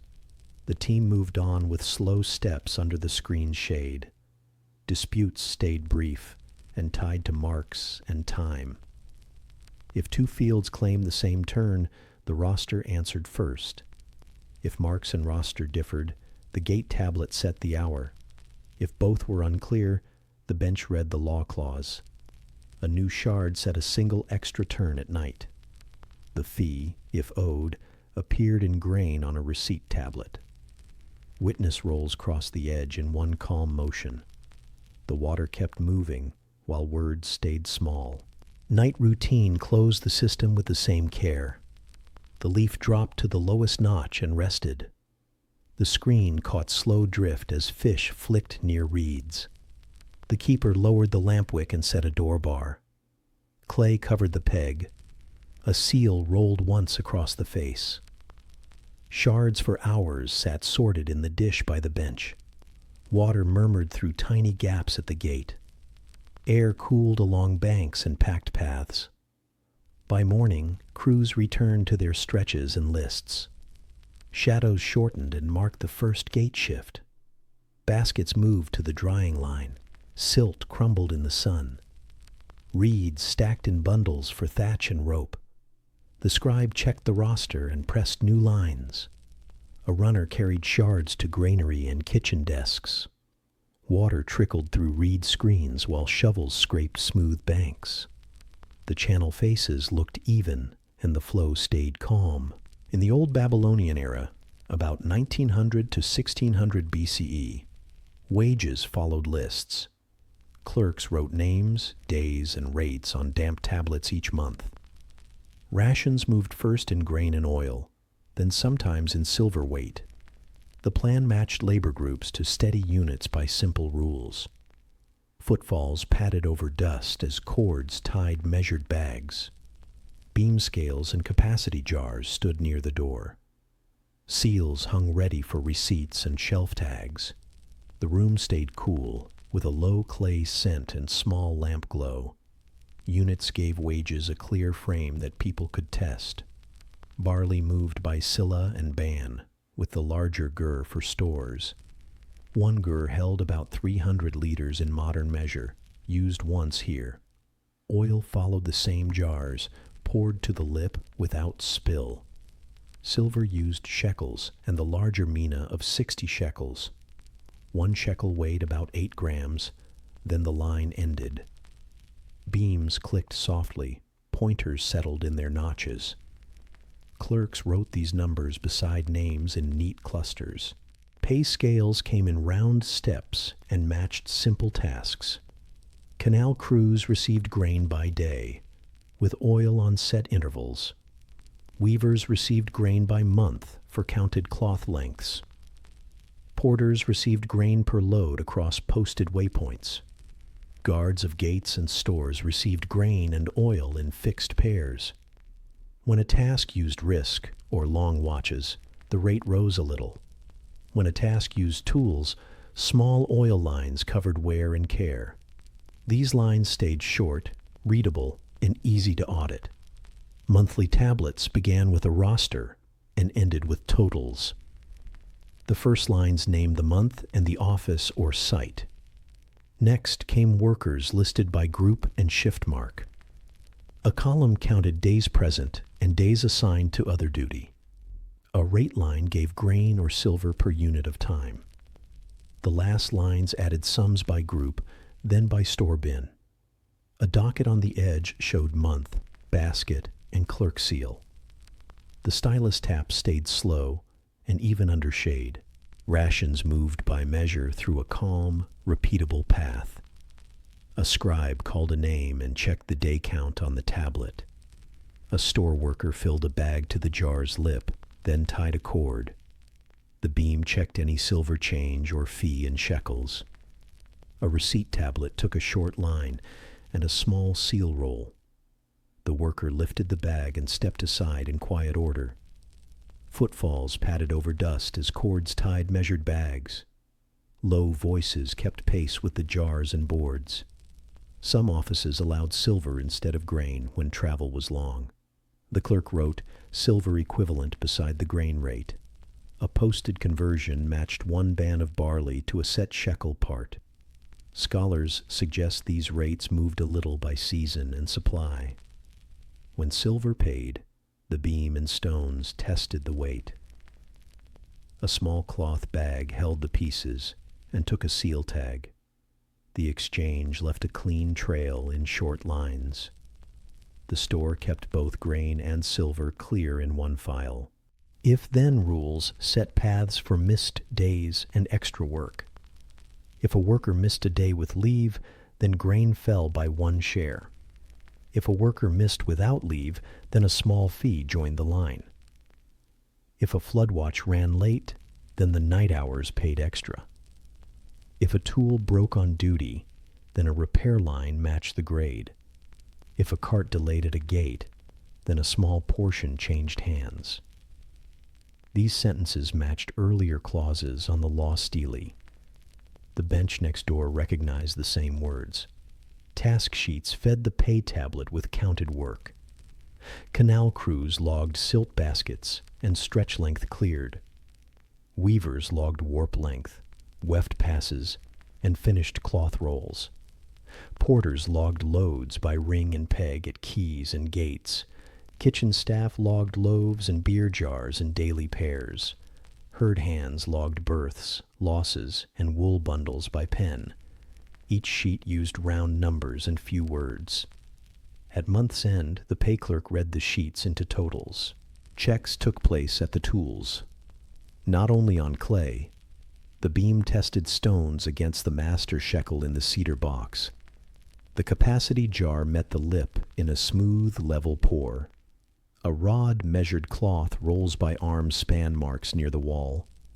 A post shadow confirmed hours on a night watch note. A gate seal mark matched a porter's load at the peg. If numbers and marks agreed, a wax dot closed the visit. If not, a small addendum set a repair, fee, or recount. Advances and small loans flowed through the same desk. If a worker needed grain early, the clerk wrote an advance line. The future ration then fell by that share on the due day. If a worker needed oil or tools, a short loan tablet appeared. A pledge line might name a tool or a small cloth bundle. When the loan closed, a dun wedge crossed the edge. The envelope, if used, cracked with a soft, dry scrape. Shard stayed with the receipt to finish the file. Distribution days followed a calm rhythm across rooms. Bins opened, scoops rose, bags filled and settled. The capacity jar returned to the shelf with a dull sound. A scribe marked a check beside a name, then looked to the next. Oil dripped in slow lines, then stopped clean at the lip. A guard watched the door pegs and fresh clay lumps. Footfalls padded over dust as cords tied measured bags. The river hush reached faintly through brick and screen. Some work used combined rates for teams rather than individuals. A canal shift paid a team sum, then the tablet divided shares. A loom room paid by cloth length, then the team took even parts. A road crew paid by distance, then the roster split by days. Team shares kept speed high where tasks overlapped. The clerk wrote team totals first, then the smaller rows. Witness lines stood short for both steps. The beam and jar watched without change. Wage lists also named substitutes and apprentices in short rows.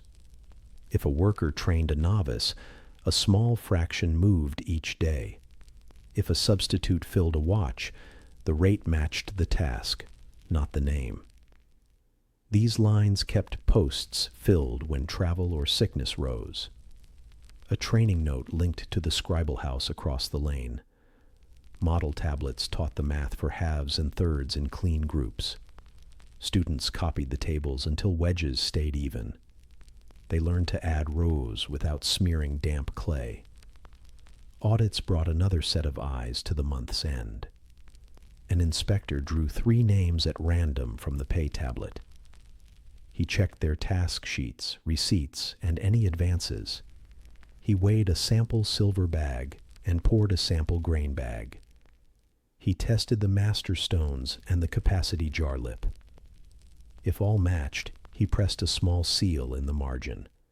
If something drifted, he wrote 1 line for a short fix. The shelf basket closed with a soft drag of woven reed. Households sometimes received rations on behalf of a worker. A wife or elder brought a tag shard with the worker's name. The store clerk tied the bag cord through the shard's hole. A receipt tablet noted the proxy and the day. If the worker returned, a simple line restored direct pickup. This kept travel from breaking the flow of work. It also kept weights and jars in one place. The desk stayed clear and the queue kept moving. Silver bags moved carefully to protect count and weight. The clerk placed pieces in a cloth bag and tied a cord. He rolled a seal across a small lump on the knot. He wrote the weight in shekels on the bag tag. When the bag later opened, the beam stood beside the board. The cord cut cleanly. The seal face stayed with the tag. Counts matched stones, and the bag moved to another shelf. The air smelled of cloth, oil, and cool clay. Rates stayed public in short, steady lists on small tablets. A rate tablet named the month and the office in the first line. Lines below showed grain and silver rates for posted tasks. Clerks placed this tablet on a hook near the door. When rates shifted, a new tablet took the hook. The old one slid into a basket labeled by month. Workers learned these numbers by use, not long speech. The hook kept eyes and hands on the same plan. Season and harvest shaped totals, but did not change the method. In harvest months, crews swelled and ration lines grew long. In flood months, watch pay rose at gates and weirs. In heat, work began early and ended near the noon mark. In wind, screens took time, and the shop room cooled clay. Clerks adapted with more boards and extra scoops, not new rules. Numbers remained round. Units stayed constant. The plan held while air and light changed. The law stele stood behind these lines with quiet force. If a wage was withheld, then a fee returned balance.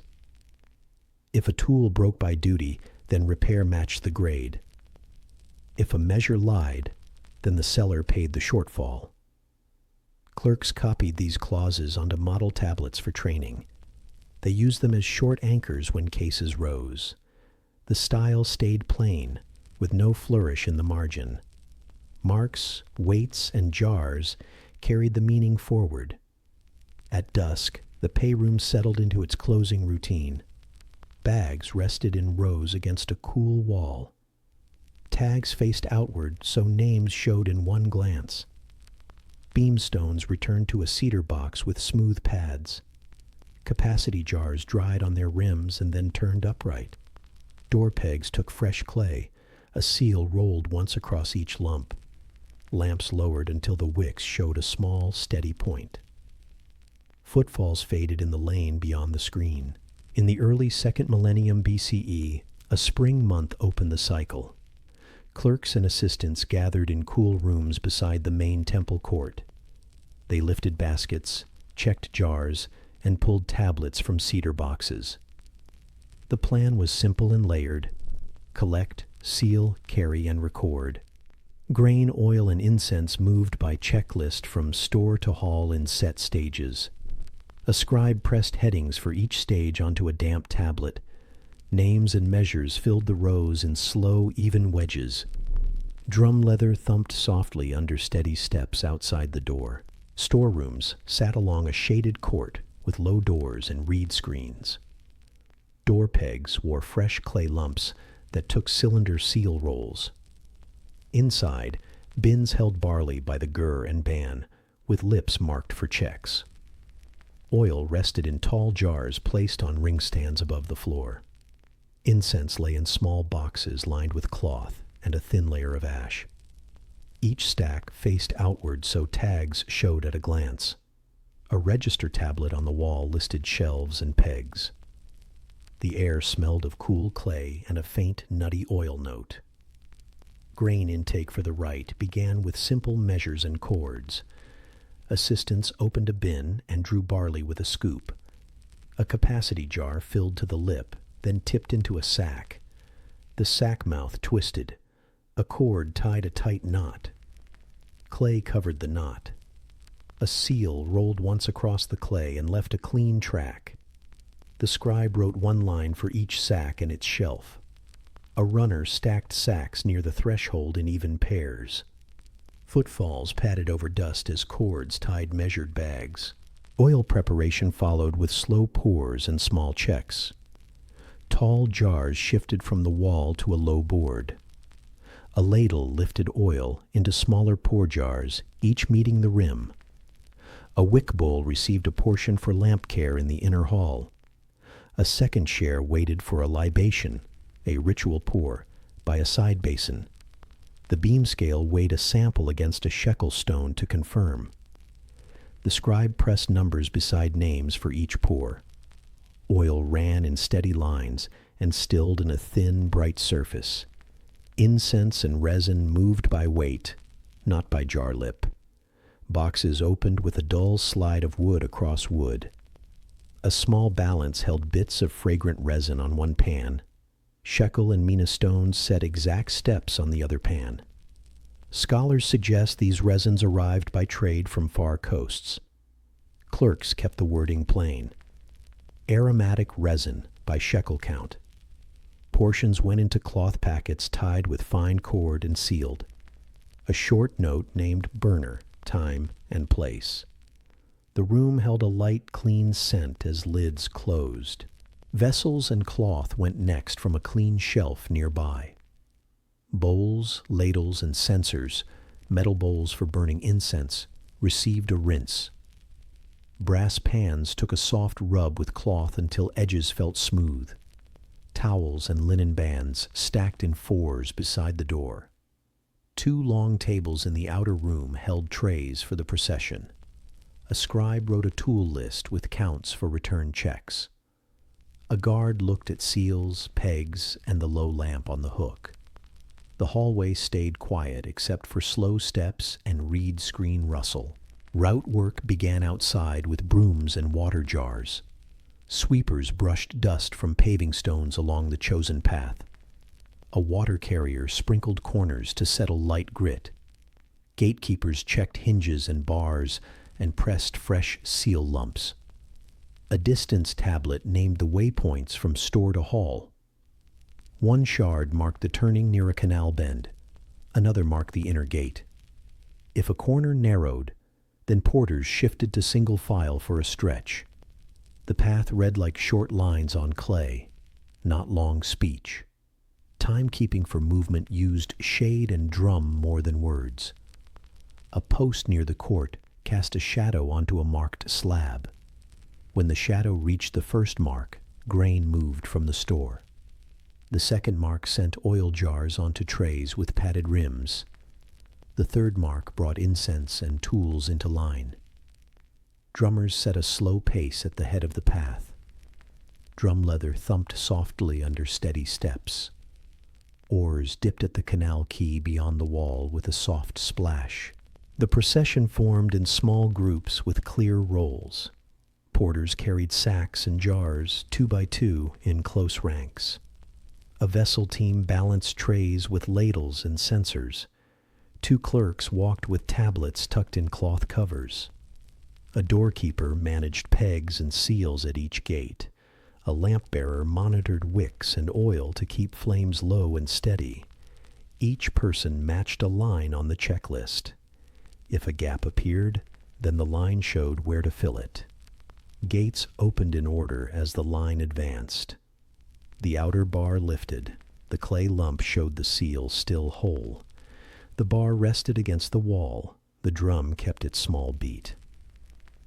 At the inner gate, the doorkeeper pressed a fresh lump onto the peg. He rolled his seal once and stepped aside. Clerks made a brief mark for each crossing on a shard. Reed screens sighed as air moved, cool from the shaded court. Sandals sounded soft and even along the paving stones. Inside the main hall, movement slowed and separated by station. Grain sacks set to the left beside a scale and jar. Oil jars rested near lampstands along the wall. Incense packets reached a low table near 3 burners. A censer received a first pinch to test the draft. Smoke rose in a thin line and bent lightly toward a vent. A scribe pressed the word "tested" beside the burner line. The room felt cool where stone met shadow. Offer setup followed a fixed order that clerks knew by practice. If grain was for baking, then a share moved to the kneading place. If grain was for display, then a portion filled a small bowl. If oil was for lamps, then a drop tested each wick and lip. If oil was for libation, then a short ladle marked the amount. If incense varied by hour, then packets sat in a row by sequence. Each step appeared on the tablet, then on a small receipt shard. The burner hissed lightly as resin took flame. Outside the hall, the path stayed guarded and plain. A second team swept again to keep dust from lingering. Water in a shallow ditch caught stray ash near the vent. At the quay, a small boat waited for errands upstream. A distant shard named the ring and peg to tie the line. A messenger carried a copy tablet to a store across the canal. Oars dipped with a soft splash and rose with thin drops. The canal carried a low hush along the brick edge. Food and drink for staff moved in parallel but kept separate. A kitchen roster listed loaves and beer by head count. Bread rose in small ovens inside a nearby court. Beer jars stood cool in shade and showed a faint ferment sound. A clerk placed these lines on a separate tablet. He wrote distribution times to avoid blocking the path. When the drum paused, the kitchen list added a small check. Oven warmth met a quiet ferment burble near the wall. Seals and tags remained central as movement continued. Each sack and jar carried a tag with owner, line, and use. If a jar shifted hands inside the hall, then the tag moved with it. If a sack emptied, then the cord and tag went to the clerk. At intervals, a guard checked matches between tags and lines. The seal's fine ribs whispered as clay took impressions on new pegs. No object moved without a clear sign. The room kept its calm pace and even breath. Musicians walked a short loop around the court at set times. 2 drums and a small rattle set the steady beat. The rhythm signaled gate change, hall entry, or pause for lamps. Clerks favored this simple cue because words were not needed. Drum leather thumped softly and did not crowd the ear. The rattle traced small notes along the edge of the sound. Feet matched the pulse without strain. Air stirred in quiet waves across screened doorways. A record table stood against the outer wall for quick copies. One clerk pressed totals. A second clerk wrote names and returns. A third clerk checked seals against a small register tablet. When a stage reached done, a wedge crossed the edge docket. If a missing piece appeared later, its shard matched the main tablet. Copy tablets dried on a board and then joined a cedar box. The box closed with a dull, even knock. Contingency lines sat ready, but stayed short and calm. If rain fell, then cloth-covered trays and sacks for a stretch. If wind rose, Then incense weights moved one mark on the slab. If a jar cracked, then a spare took its place from a ready shelf. If a gate latch stuck, then a peg moved to the backup hole. These fixes appeared as one-line notes on the margin. Work paused for moments and then returned to its pace. Screens hummed lightly as air slipped through reeds. A final stage arranged placements inside the hall by simple geometry. Bowls aligned on two low tables along a central lane. Lamps stood at equal distances for even light on the floor. Burners faced a vent to carry smoke out without drafts. Linen bands lay coiled and ready near the oil jars. A measuring cord checked spans between feet of tables. When lines met the marks, a clerk pressed a short sign. Stone felt cool as low light crossed carved lines nearby. Audits came quietly near dusk, before doors took night seals. An inspector weighed one sack on the beam and poured one jar to the lip. He opened a resin packet and checked the registry line and seal. He compared the copy tablet against the main checklist. If all matched, he pressed a small seal into a wax dot. If not, he wrote a short addendum for morning action. The hall stayed dim and cool. The tablets cooled on their boards without hurry. Return paths began as placements finished. Empty sacks folded in halves and then in quarters. Cords and tags slid into a shallow dish for count. Used ladles returned to a tray, and then to a rinse bowl. Two assistants measured leftover oil and wrote a small line. A clerk listed ember remains and ash by handful count. The censer cooled on a stand with a faint tick of metal. Drum beats thinned and then stopped near the gate. Night routine secured rooms and records with simple motions. The doorkeeper lowered the bar and pressed fresh clay to the peg.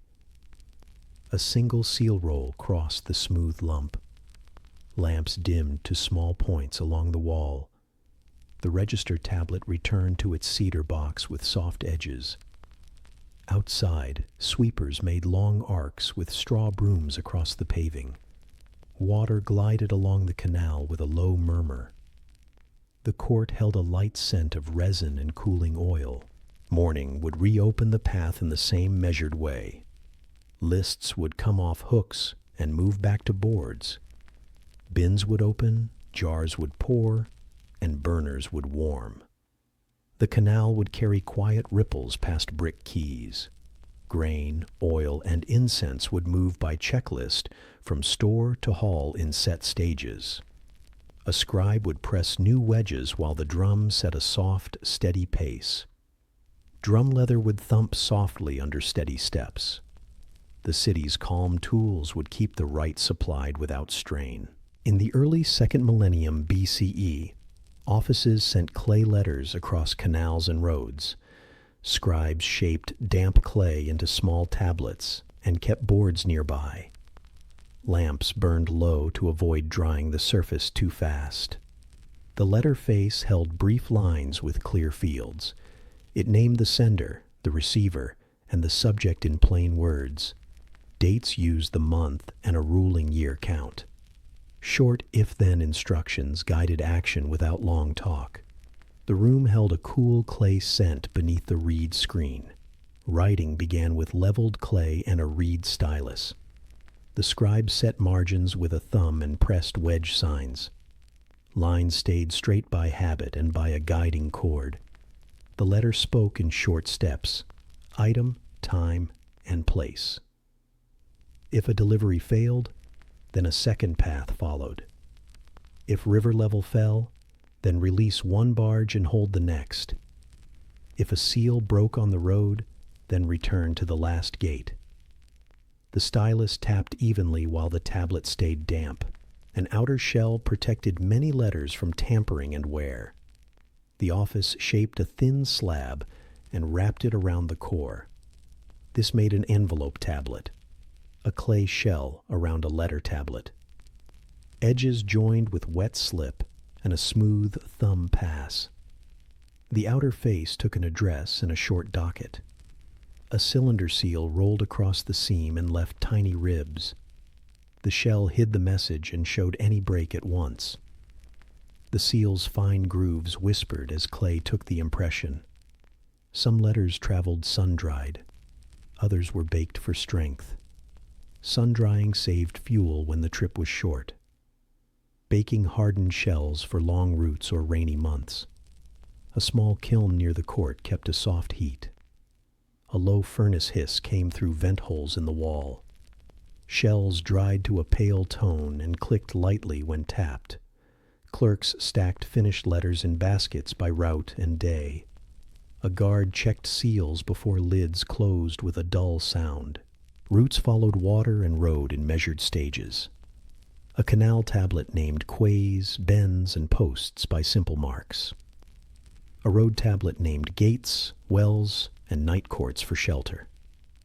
Distances appeared in round counts that crews knew by pace. Oars dipped with a soft splash under low banks. Rope fibers creaked as a barge moved from ring to peg. Road carts rolled at dawn and dusk to avoid heat. Sandaled steps sounded steady on packed dust near the gate. Couriers worked by roster with tools set for travel. A pouch held letters, receipt shards, and a small seal. A cord tied the pouch and took a clay lump at the knot. A water skin hung from the shoulder with a clear mark. A root shard listed waypoints and the due day. If a flood blocked a bend, then the shard named the road gate. If a bridge was closed, then the shard named the ferry peg. The pouch rested against the hip with a dry cloth squeak.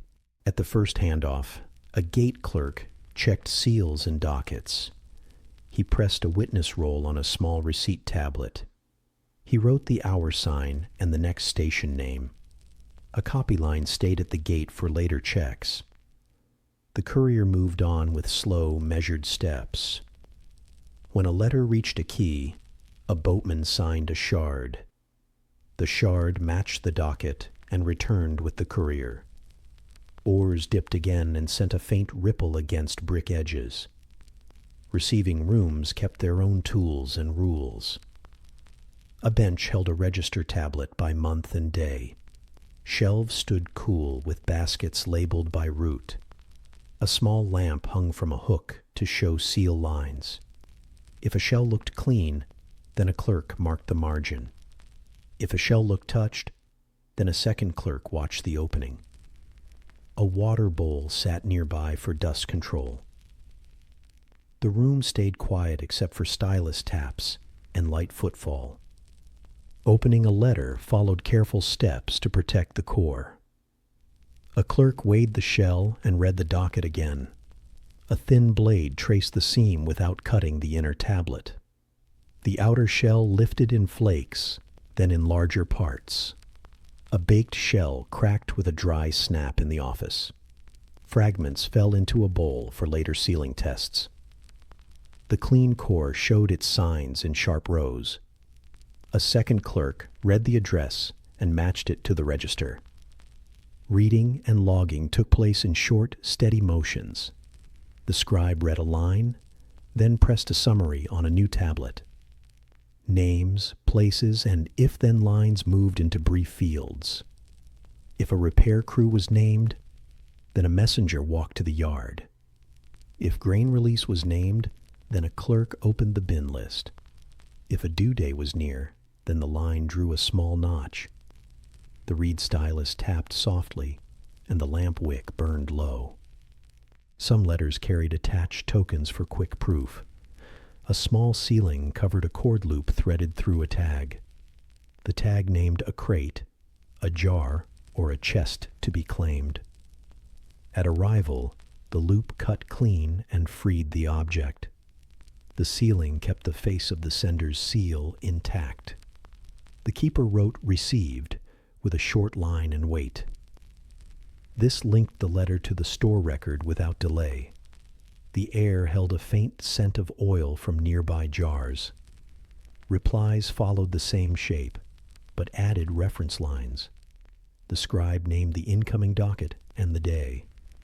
He restated the request in fewer words with clear units. He set outcomes in short, if-then steps tied to tasks. If the barge left tonight, then the jar count matched the docket. If the road crew repaired the weir, then send the receipt tablet. If a delay remained, then hold grain and release oil first. The tablet dried on a board with even edges.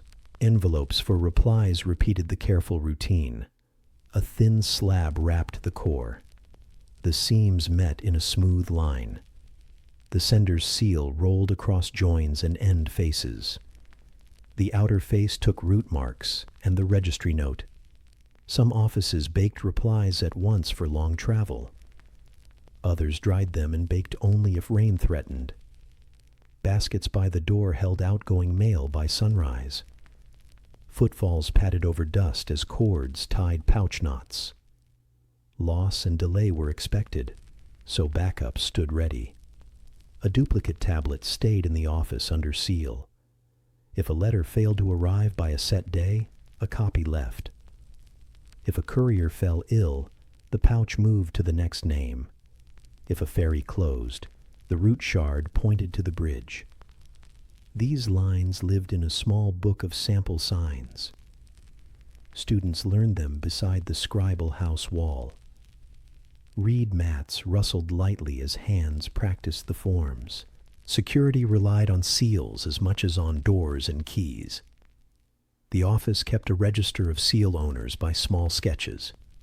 Each cylinder seal showed figures and lines unique to the holder. A clay lump recorded a test roll for the file. When a letter arrived, a clerk compared ribs and spaces. If a roll looked off, then two witnesses checked it again. If both agreed, the case moved to the bench next door. Most rolls matched and passed in a calm minute.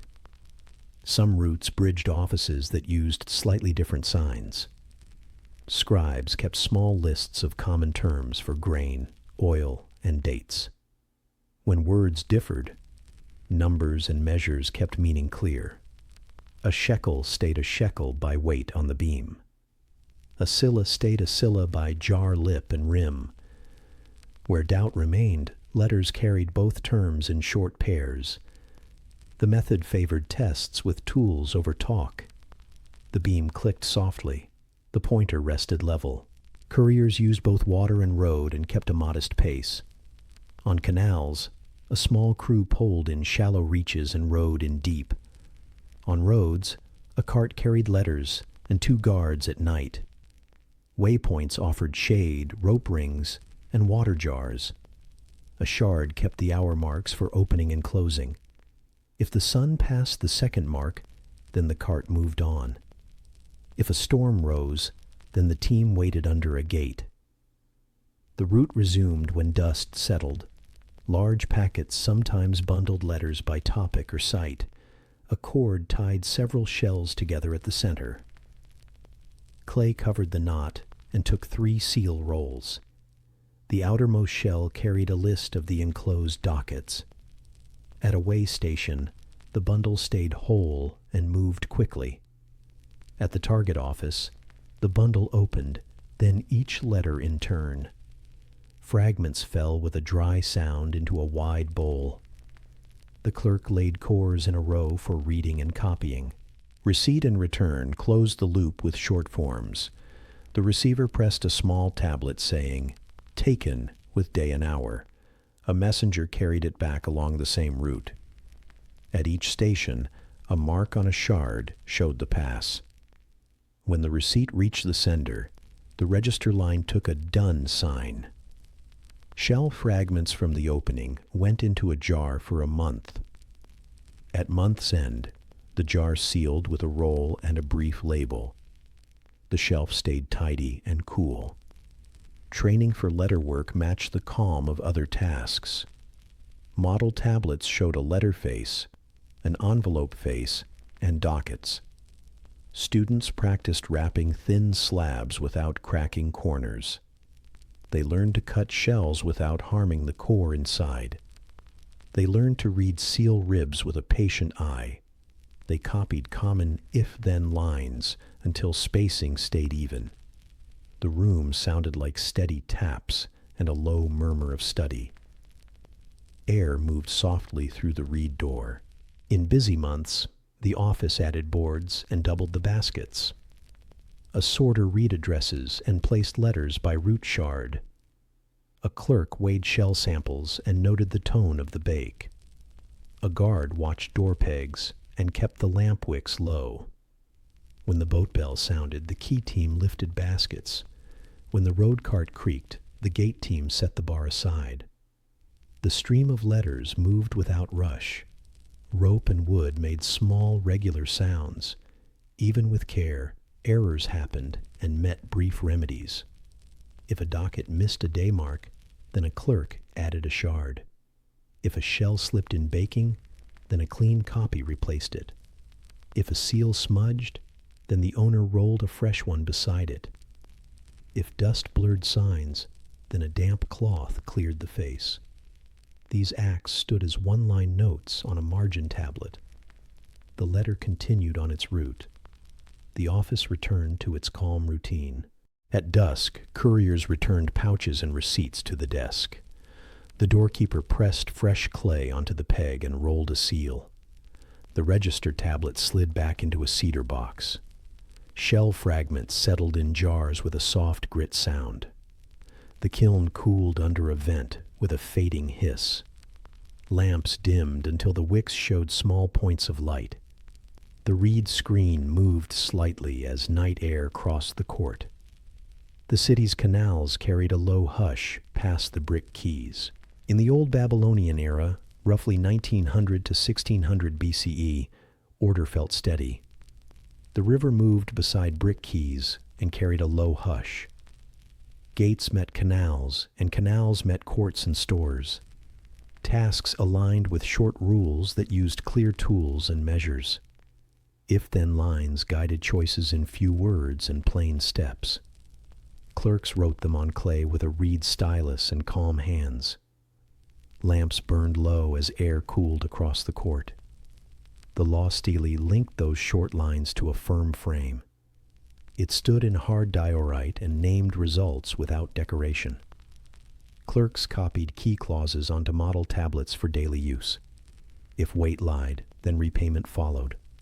If damage came, then fee matched. Case tablets in offices used the same compact style. Elders read claims, heard oaths, and pressed decisions in neat rows. Stone felt cool while light crossed carved signs near the bench. City layout supported that method in simple, repeatable links. Walls set edges. Gates paced movement by bar and seal. Canals branched at measured angles and fed store courts. Quays tied boats to rings set in dressed stone.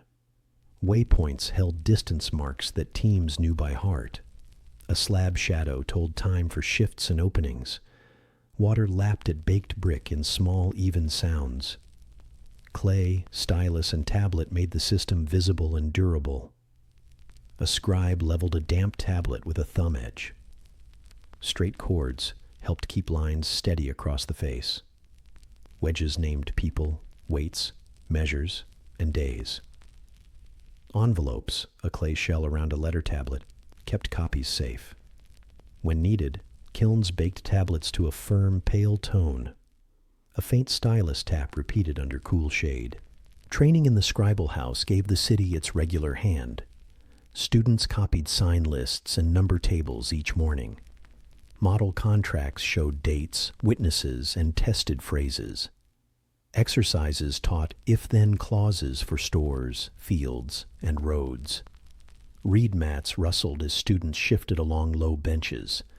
The master checked wedge shape and clean spacing. Copies dried on boards and slid to shelves by month. Standards for measures held accounts to the same tune. Capacity jars met their rims with smooth, level pours. Stone weights matched the master shekel kept in a cedar box. Beams clicked softly and settled with a straight pointer. Grain used silla and ban. Oil used the same jars and lips.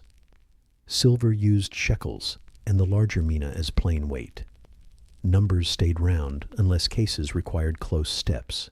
Granary intake followed those standards with careful notes. Intake tablets named sacks, origins, and moisture signs. Workers drew grain with scoops and filled sacks to the mark. Sack mouths rasped as cords tightened and knots turned. A clerk sealed each knot with a roll across damp clay.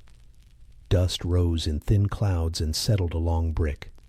The room smelled of dry straw and cool clay bins. Kitchens turned grain into rations for crews and guests. Ration lists paired loaves and beer by head count. Beer jars sat shaded and gave a quiet ferment burble. Ovens warmed the court and browned flat rounds in rows. A clerk wrote times that avoided gate changes and keys. Ladles dipped in steady motions for broth and oil. Oven warmth mapped a slow arc across packed earth. Textile rooms measured output in predictable batches. Loom weights hung in neat lines along the warp. Spindle whirls turned fibers into yarn at a steady pace. Monthly tablets counted skeins, lengths, and finished cloth. Oil kept heddles and rods moving without snag. A low loom murmur carried through the doorway. Linen bundles stacked with tags faced outward for checks. Temple herds linked fields and stores through yearly lists. Pens near pastures held sheep under reed shade. Annual tablets tracked births, losses, and wool yield. A tally stick and clerk kept numbers aligned with marks. Salt, water, and fodder moved on short, regular routes. Small bells gave light notes against morning air. Shearings filled sacks that returned to the loom rooms. Transport connected each space with calm, measured motion. Canal barges moved along posted distances and rings. Road carts followed waypoints toward gates and courts. Rope fibers creaked when loads settled against rails. Oars dipped with a soft splash and lifted cleanly. Short tablets recorded stops, crews, and due times. When heat rose, teams started earlier and paused at noon. The canal kept a cool line through the city. Security stayed practical and quiet across doors and baskets. Cylinder seals rolled across stoppers, pegs, and tags. Fine ribs whispered when clay took the impression. Keys and bars worked with seal checks, not alone. If a seal broke, then a clerk read the register slab. Receipts matched rolls to names and stored items. Shelves stayed tidy because signs stood in one place. Court routine applied steely clauses in clean, careful steps. Case tablets named parties, claims, and deposit items. Witness lines sat near the lower edge in fixed order. Elders weighed word, measure, and seal together. A reed fan stirred warm air over a quiet table. Decisions used short if-then lines with known fees or turns. Tablets dried, then moved to baskets marked by year. Contracts bonded sale, loan, and pledged to dates and counts. Clay envelopes held the core text and a summary face. Seals crossed seams, so tampering showed at once. Paperless pages made a soft scrape when broken open. Collateral lines named tools, fields, or cloth bundles. When a debt closed, a diagonal wedge marked finished. Shards stayed with receipts to complete the file. House, dowry, and inheritance used the same tools and care. Tablets listed dowry items and paths for division. Shares followed set fractions, taught in school tables. Linen bundles shifted with a dry rustle beside the desk. Witness lines and seal rolls fixed the plan. If a dispute rose, then a bench read both tablets. Households kept copies in jars near the door peg. Fields and channels moved water by roster and mark. Duty lists named crews, stretches, and hours for sluice work. A notch on a post-matched gate height by shadow time. Water trickled through reed screens while shovels scraped smooth banks. If a leaf stuck, then oil eased the slide and pins reset. If a bank broke, the nearest crews packed wet clay. The beam of the sun measured turns without words.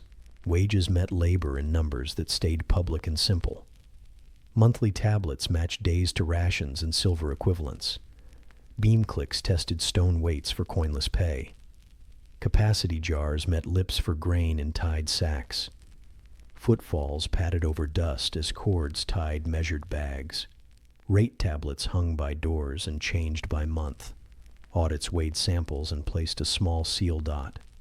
Festival stores moved by checklist from bin to hall. Grain, oil, and incense aligned by station and time mark.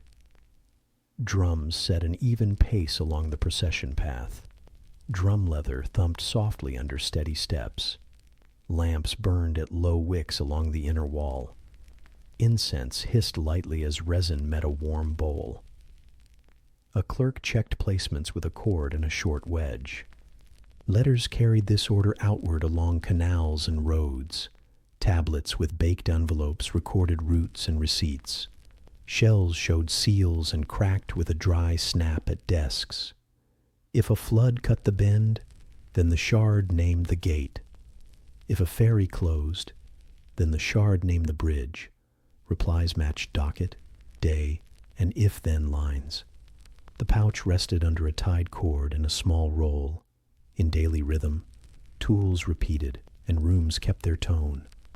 Stylus taps sounded near courtyards under reed shade. Beam clicks answered in stores beside cool walls. Knots tightened, seals rolled, tags faced outward. A post shadow moved across a slab and set a shift. Doors took clay lumps that dried firm before dusk. The river gave a long, even note along the brick. Across the city, separate actions shared one quiet shape. A kitchen line, a loom count, and a gate roster used it. A herd list and a letter docket used it as well. Each task moved by short lines tied to tools and places. Errors met brief fixes written in the margin. People learned the lines in school and kept them at work. Calm practice made rules feel ordinary and close. Time names sat on tablets with months and ruling years. Hammurabi's dates, around 1792 to 1750 BCE, anchored many copies. The style stayed steady before and after those years. Offices measured, sealed, and signed with the same care. The Steles clauses remained a quiet spine for tasks. Stones, jars, beams, and seals kept meaning clear. Numbers, not speeches, moved goods and decisions. Evening gathered the city into its regular close. Ovens cooled while a few embers glowed in shallow bowls. The last sacks rested in rows against a shaded wall. Lamps lowered to small points along door lintels. Canal hush slipped past courts and quays without hurry. A distant hammer tapped lightly in a smithy lane. Air moved in slow layers through reed screens. From stylus tap to beam click, each sound matched a step. From grain sack to seal roll, each touch completed a line. If-then rules shaped daily order in soft, measurable ways. Temple logistics linked fields, stores, kitchens, and halls. Letters and receipts stretched those links across distance. The river stayed near as a guide for time and flow. Brick, clay, wood, and stone held the city's calm work. Night deepened and routine settled with little contrast or strain. Shelves faced outward. Cords and tags stayed in their dishes. Keys hung under clay caps. Pegs bore fresh seal rolls. Boards cooled, tablets rested, copies dried against cedar sides. Drift from the ovens faded, and floors held a stored warmth. The canal sounded level beneath the moonless sky. The city felt organized and quiet.